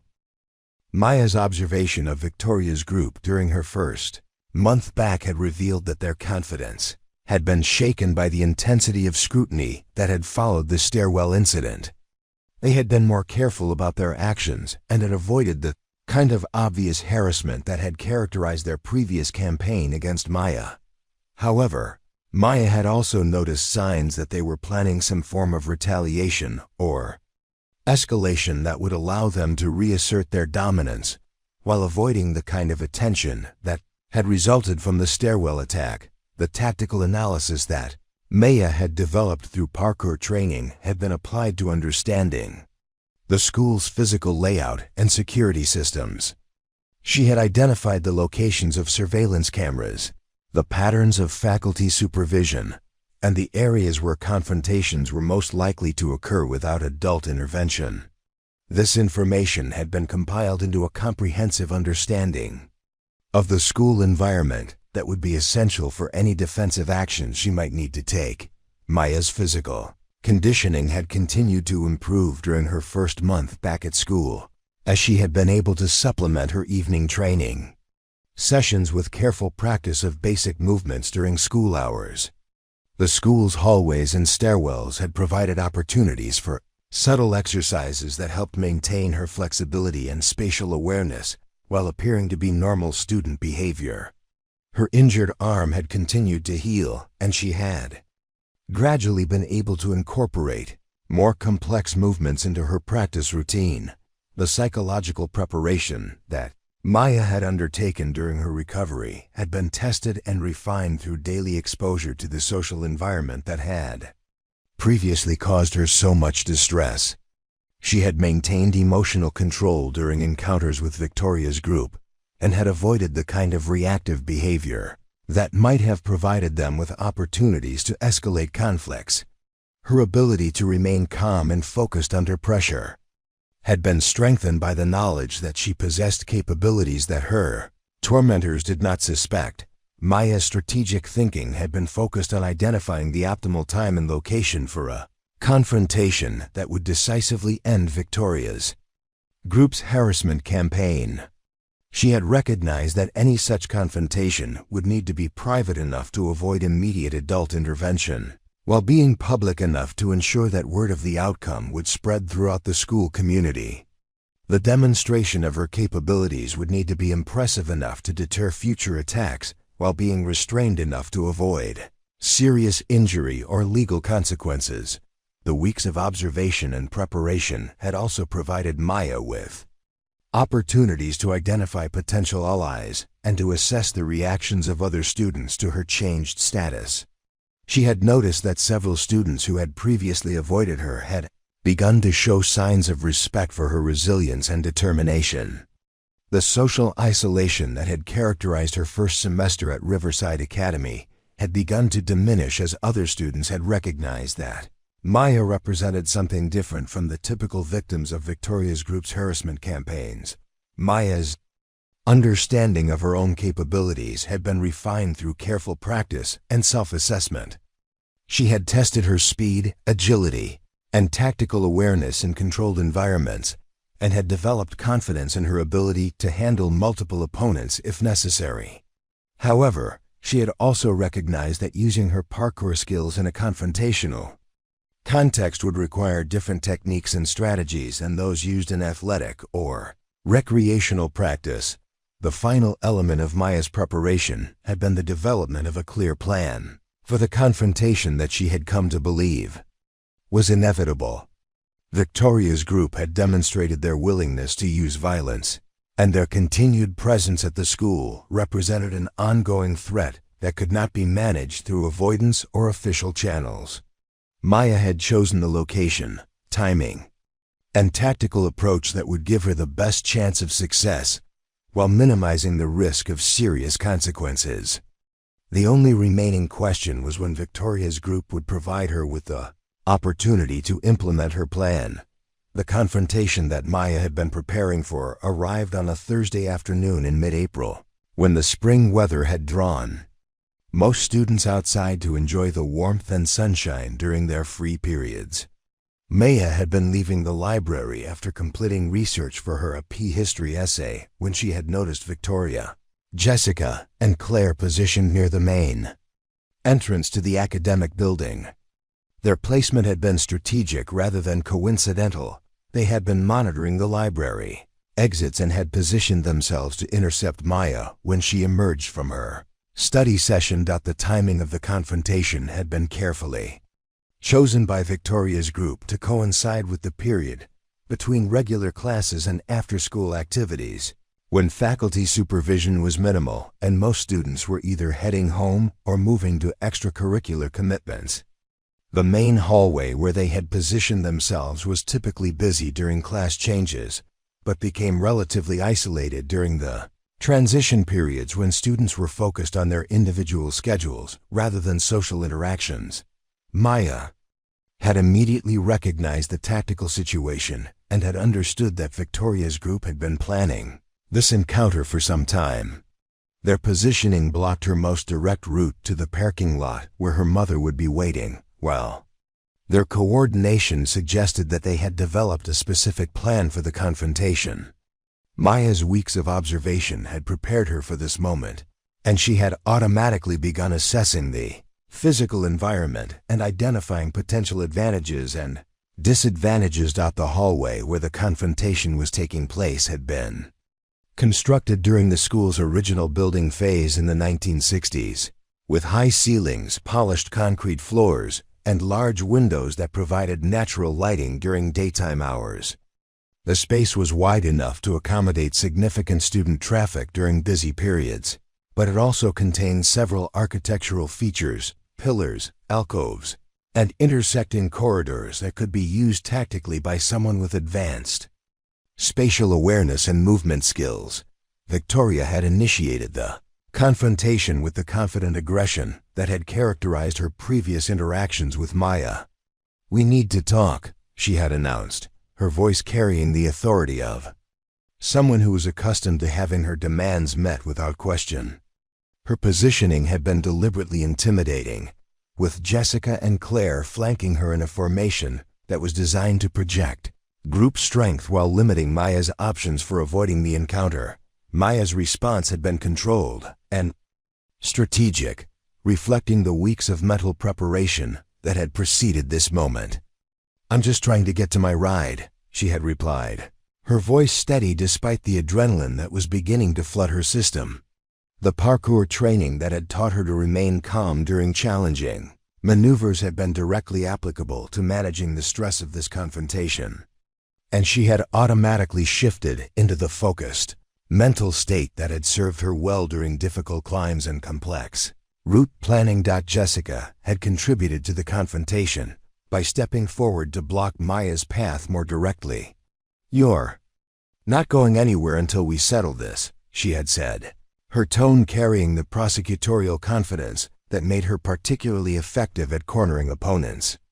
"You think you can just come back here and pretend nothing happened? That's not how this works."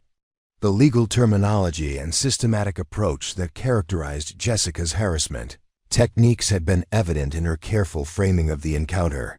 Claire's participation had been more reluctant, but equally effective in terms of controlling Maya's movement options. Her positioning had cut off Maya's potential escape routes, while her body language had suggested discomfort with the situation that was unfolding. Maya had noted Claire's apparent reluctance and had filed that information away as potentially useful if the confrontation escalated beyond verbal threats.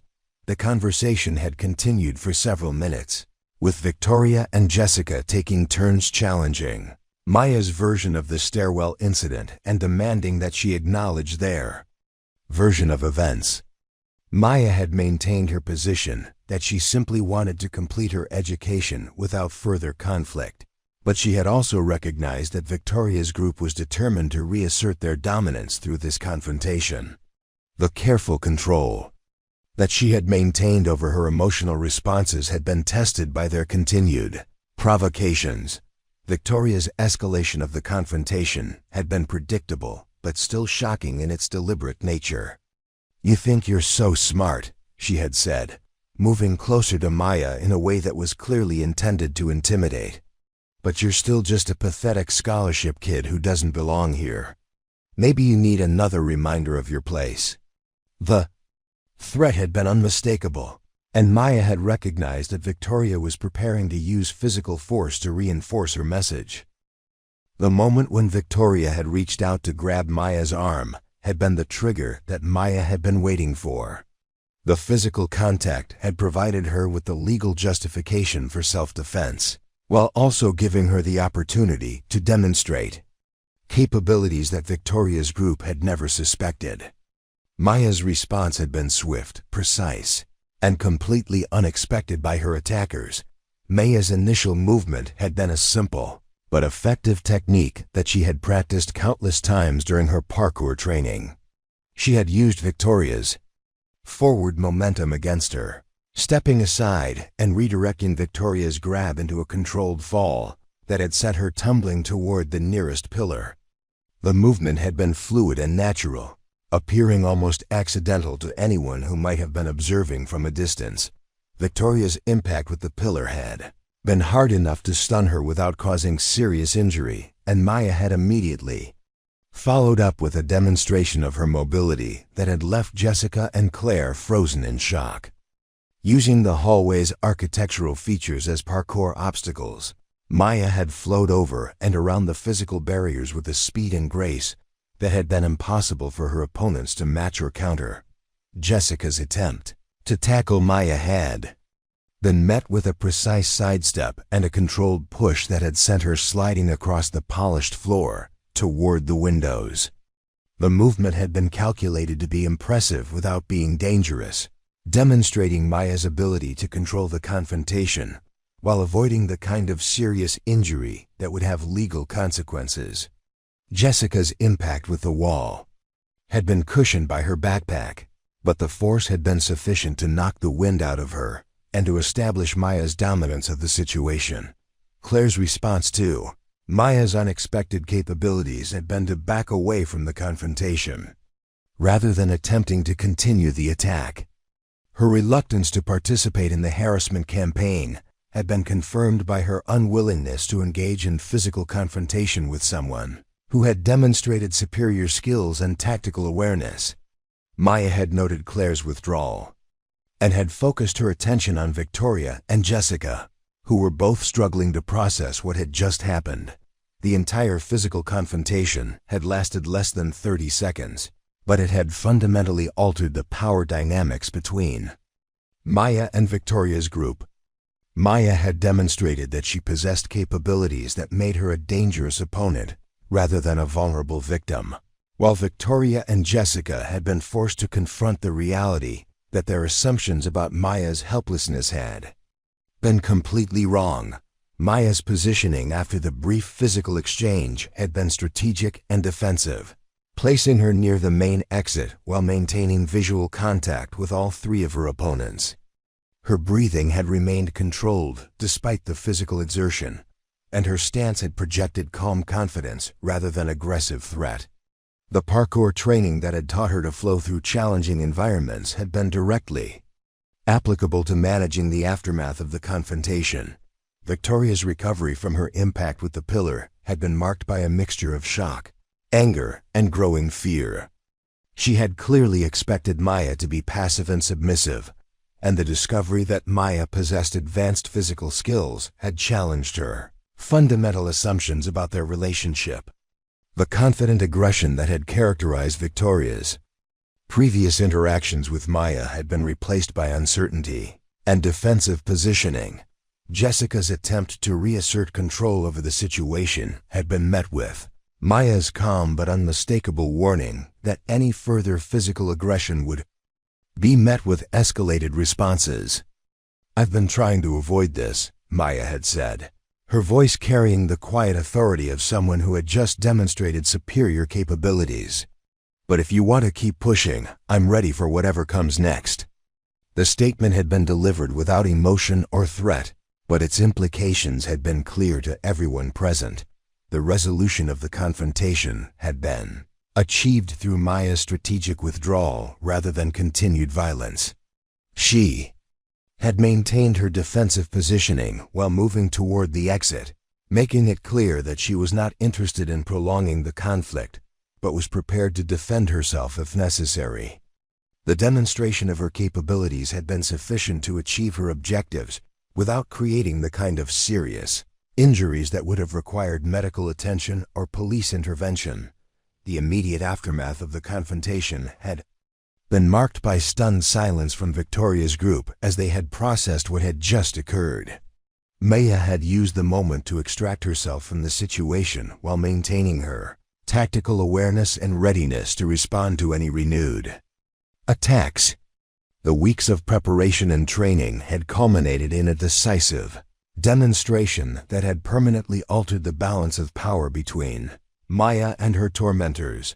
Maya's exit from the building had been accomplished with the same fluid grace that had characterized her defensive movements during the confrontation. She had moved through the hallways with purposeful efficiency, using her spatial awareness to navigate the most direct route to the parking lot while remaining alert for any signs of pursuit or retaliation. The parkour skills that had remained hidden for months had finally been revealed in a context that would ensure their effectiveness as a deterrent to future harassment. The news of Maya's confrontation with Victoria's group spread through Riverside Academy with the speed and intensity that only teenage gossip networks could achieve. By the following morning, every student in the school had heard some version of the story, though the details varied wildly depending on the source and the number of times the account had been retold. The consensus among students was that Maya Chen, the quiet scholarship student who had been viciously bullied for months, had somehow managed to single-handedly defeat 3 of the school's most popular and influential students in a physical confrontation that had lasted less than a minute. The transformation in Maya's social status was immediate and dramatic. Students who had previously avoided her out of fear of becoming targets themselves now approached her with expressions of respect and curiosity. The hallways that had once felt hostile and unwelcoming became neutral territory where Maya could move freely without concern for harassment or intimidation. The social isolation that had defined her first year at Riverside Academy was replaced by a growing network of students who were eager to associate with someone who had demonstrated such remarkable capabilities. Victoria's group had not returned to school on Friday following the confrontation, claiming illness that required extended recovery time. The absence of the 3 students who had dominated the junior class social hierarchy created a power vacuum that was immediately filled by other students who had previously operated in their shadow.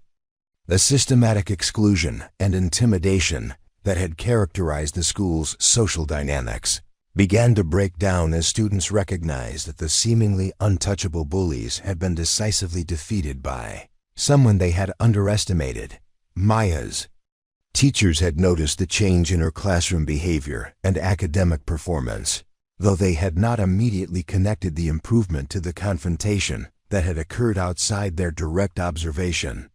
Maya's participation in class discussions had increased significantly, and her confidence in presenting her ideas had grown markedly. The intellectual engagement that had always been present in her work was now accompanied by a social presence that commanded attention and respect from her peers. Dr. Chen had been informed about the confrontation by Maya during their drive home on Thursday afternoon, and the conversation between mother and daughter had been both difficult and illuminating. Maya had provided a detailed account of the events that had led to the physical confrontation, emphasizing the defensive nature of her actions and the restraint she had shown in avoiding serious injury to her attackers. Dr. Chen had expressed concern about the potential consequences of the incident while acknowledging that Maya's response had been both necessary and effective.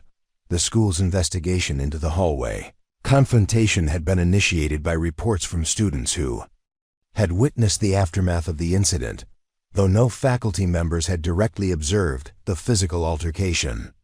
The accounts provided by various witnesses had been consistent in their description of Maya's remarkable physical capabilities and the decisive nature of her victory over Victoria's group. However, the lack of adult supervision during the incident had made it difficult for administrators to determine the exact sequence of events or to assign responsibility for the confrontation. Principal Margaret Morrison had interviewed Maya about the incident during a meeting that had been scheduled for the following Monday. Maya's account of the confrontation had been calm, detailed, and consistent with the witness reports that had been collected by the administration.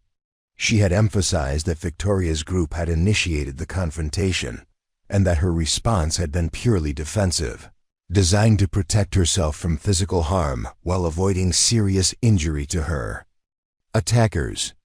Her demeanor during the interview had been composed and respectful, but it had also projected the quiet confidence of someone who was no longer afraid of the consequences of standing up for herself. The interviews with Victoria, Jessica, and Claire had been conducted separately and had revealed significant inconsistencies in their accounts of the incident. Victoria had claimed that Maya had attacked them without provocation, while Jessica had insisted that the confrontation had been purely verbal until Maya had become violent. Claire's account had been the most honest, acknowledging that they had approached Maya with the intention of intimidating her and that Maya's response had been defensive rather than aggressive. The contradictions in their stories had undermined their credibility and had supported Maya's version of events. The disciplinary action that had resulted from the Waya investigation had been carefully calibrated to address the incident without creating additional problems for the school administration. Maya had received a formal warning about engaging in physical confrontations on school property, but she had not been suspended or otherwise punished for her actions. Victoria's group had been assigned to anger management counseling and had been required to sign agreements prohibiting any further contact with Maya outside of normal classroom activities. The unequal treatment had been justified by the evidence suggesting that Maya had been acting in self-defense against a coordinated attack. The broader student body had interpreted the administration's response as a vindication of Maya's actions and a recognition that Victoria's group had been responsible for creating the conditions that had led to the confrontation. The message that had been sent to the school community was clear. Bullying and harassment would not be tolerated, and students who were targeted by such behavior had the right to defend themselves using whatever means were necessary and appropriate. Maya's integration into the school's social ecosystem had accelerated rapidly following the confrontation. Students who had previously been afraid to associate with her now sought her out for conversation and collaboration. Her academic project groups became more inclusive and productive, as other students recognized that Maya's intelligence and work ethic made her a valuable partner. The extracurricular activities that had previously been closed to her became accessible as club leaders and team captains began to appreciate the unique perspective and capabilities that Maya could bring to their organizations. The parkour skills that Maya had revealed during the confrontation had attracted particular interest from students who were involved in athletics and outdoor activities. Several members of the school's rock climbing club had approached her about joining their group, recognizing that her movement abilities and spatial awareness would be valuable assets for their activities. The track and field coach had also expressed interest in recruiting Maya for the team, believing that her agility and tactical thinking would make her an excellent candidate for hurdles and steeplechase events. Maya's relationship with her mother had evolved significantly during the weeks following the confrontation. Dr. Chen had gained a new appreciation for her daughter's physical and mental capabilities, recognizing that the parkour training that had begun as a recreational activity had developed into a comprehensive system of personal protection and tactical thinking. The conversation between mother and daughter had become more open and collaborative, with Maya sharing more details about her daily experiences and her plans for the future. The academic performance that had always been Maya's strongest asset had continued to improve as the social pressures that had previously consumed her mental energy were eliminated. Her AP examination scores had placed her in the top percentile of students nationwide, and her college application essays had reflected the maturity and resilience that had been developed through her experiences at Riverside Academy.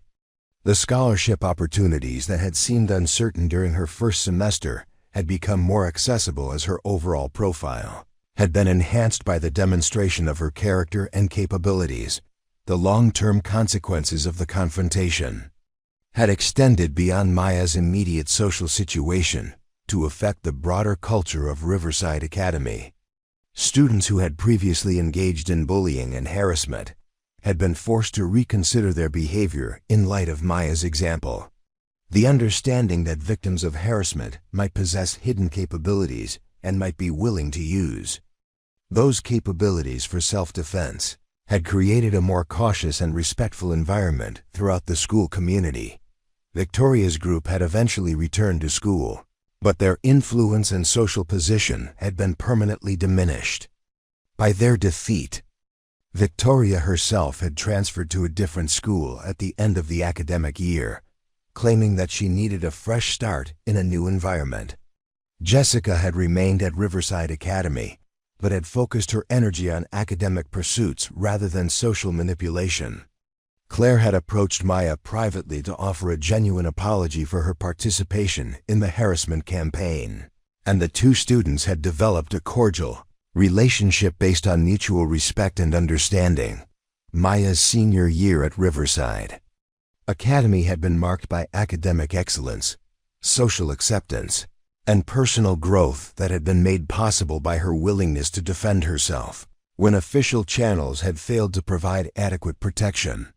The PARKOUR skills that had remained hidden for most of her time at the school had been revealed at the crucial moment when they were needed most, and their demonstration had created lasting changes in both Maya's personal circumstances and the broader school environment.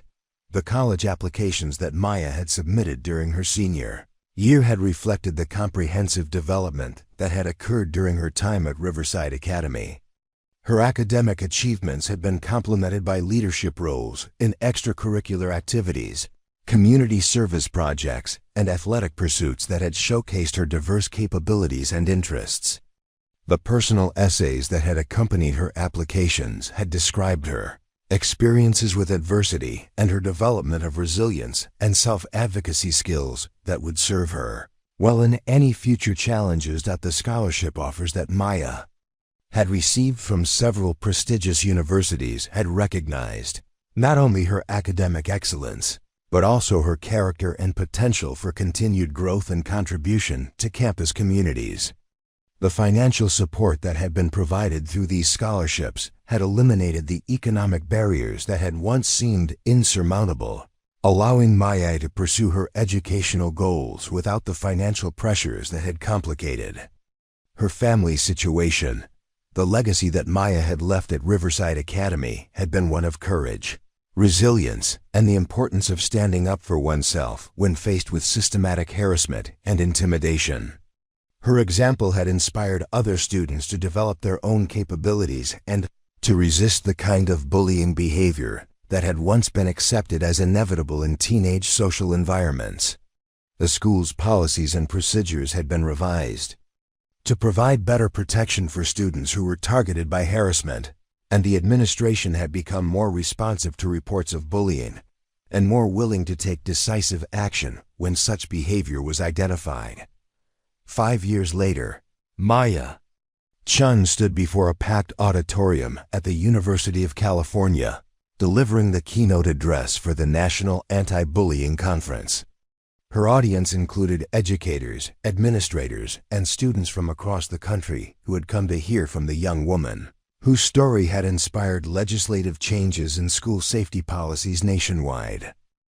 "The moment I decided to stop being a victim," Maya said, her voice carrying the same quiet confidence that had emerged during her confrontation with Victoria's group, "was the moment I discovered that bullies only have power when you believe you're powerless." The audience erupted in applause as she continued, "But here's what I learned that day in the hallway. You don't need to be a parkour champion to find your strength. You just need to refuse to accept that someone else's cruelty defines your worth." Maya had graduated summa cum laude with degrees in criminology and social work, and had founded a non-profit organization that taught self-defense and confidence building skills to young people who had experienced harassment. Her parkour background had evolved into a comprehensive program that combined physical training with mental resilience coaching, helping thousands of students develop the capabilities they needed to protect themselves and support others. The documentary about Maya's transformation at Riverside Academy had been viewed millions of times online, inspiring countless students to stand up against bullying in their own schools. Victoria had eventually reached out to Maya years later, offering a genuine apology and sharing her own journey of personal growth and accountability. "Remember," Maya concluded her speech, "gravity doesn't just pull you down, it can power you up.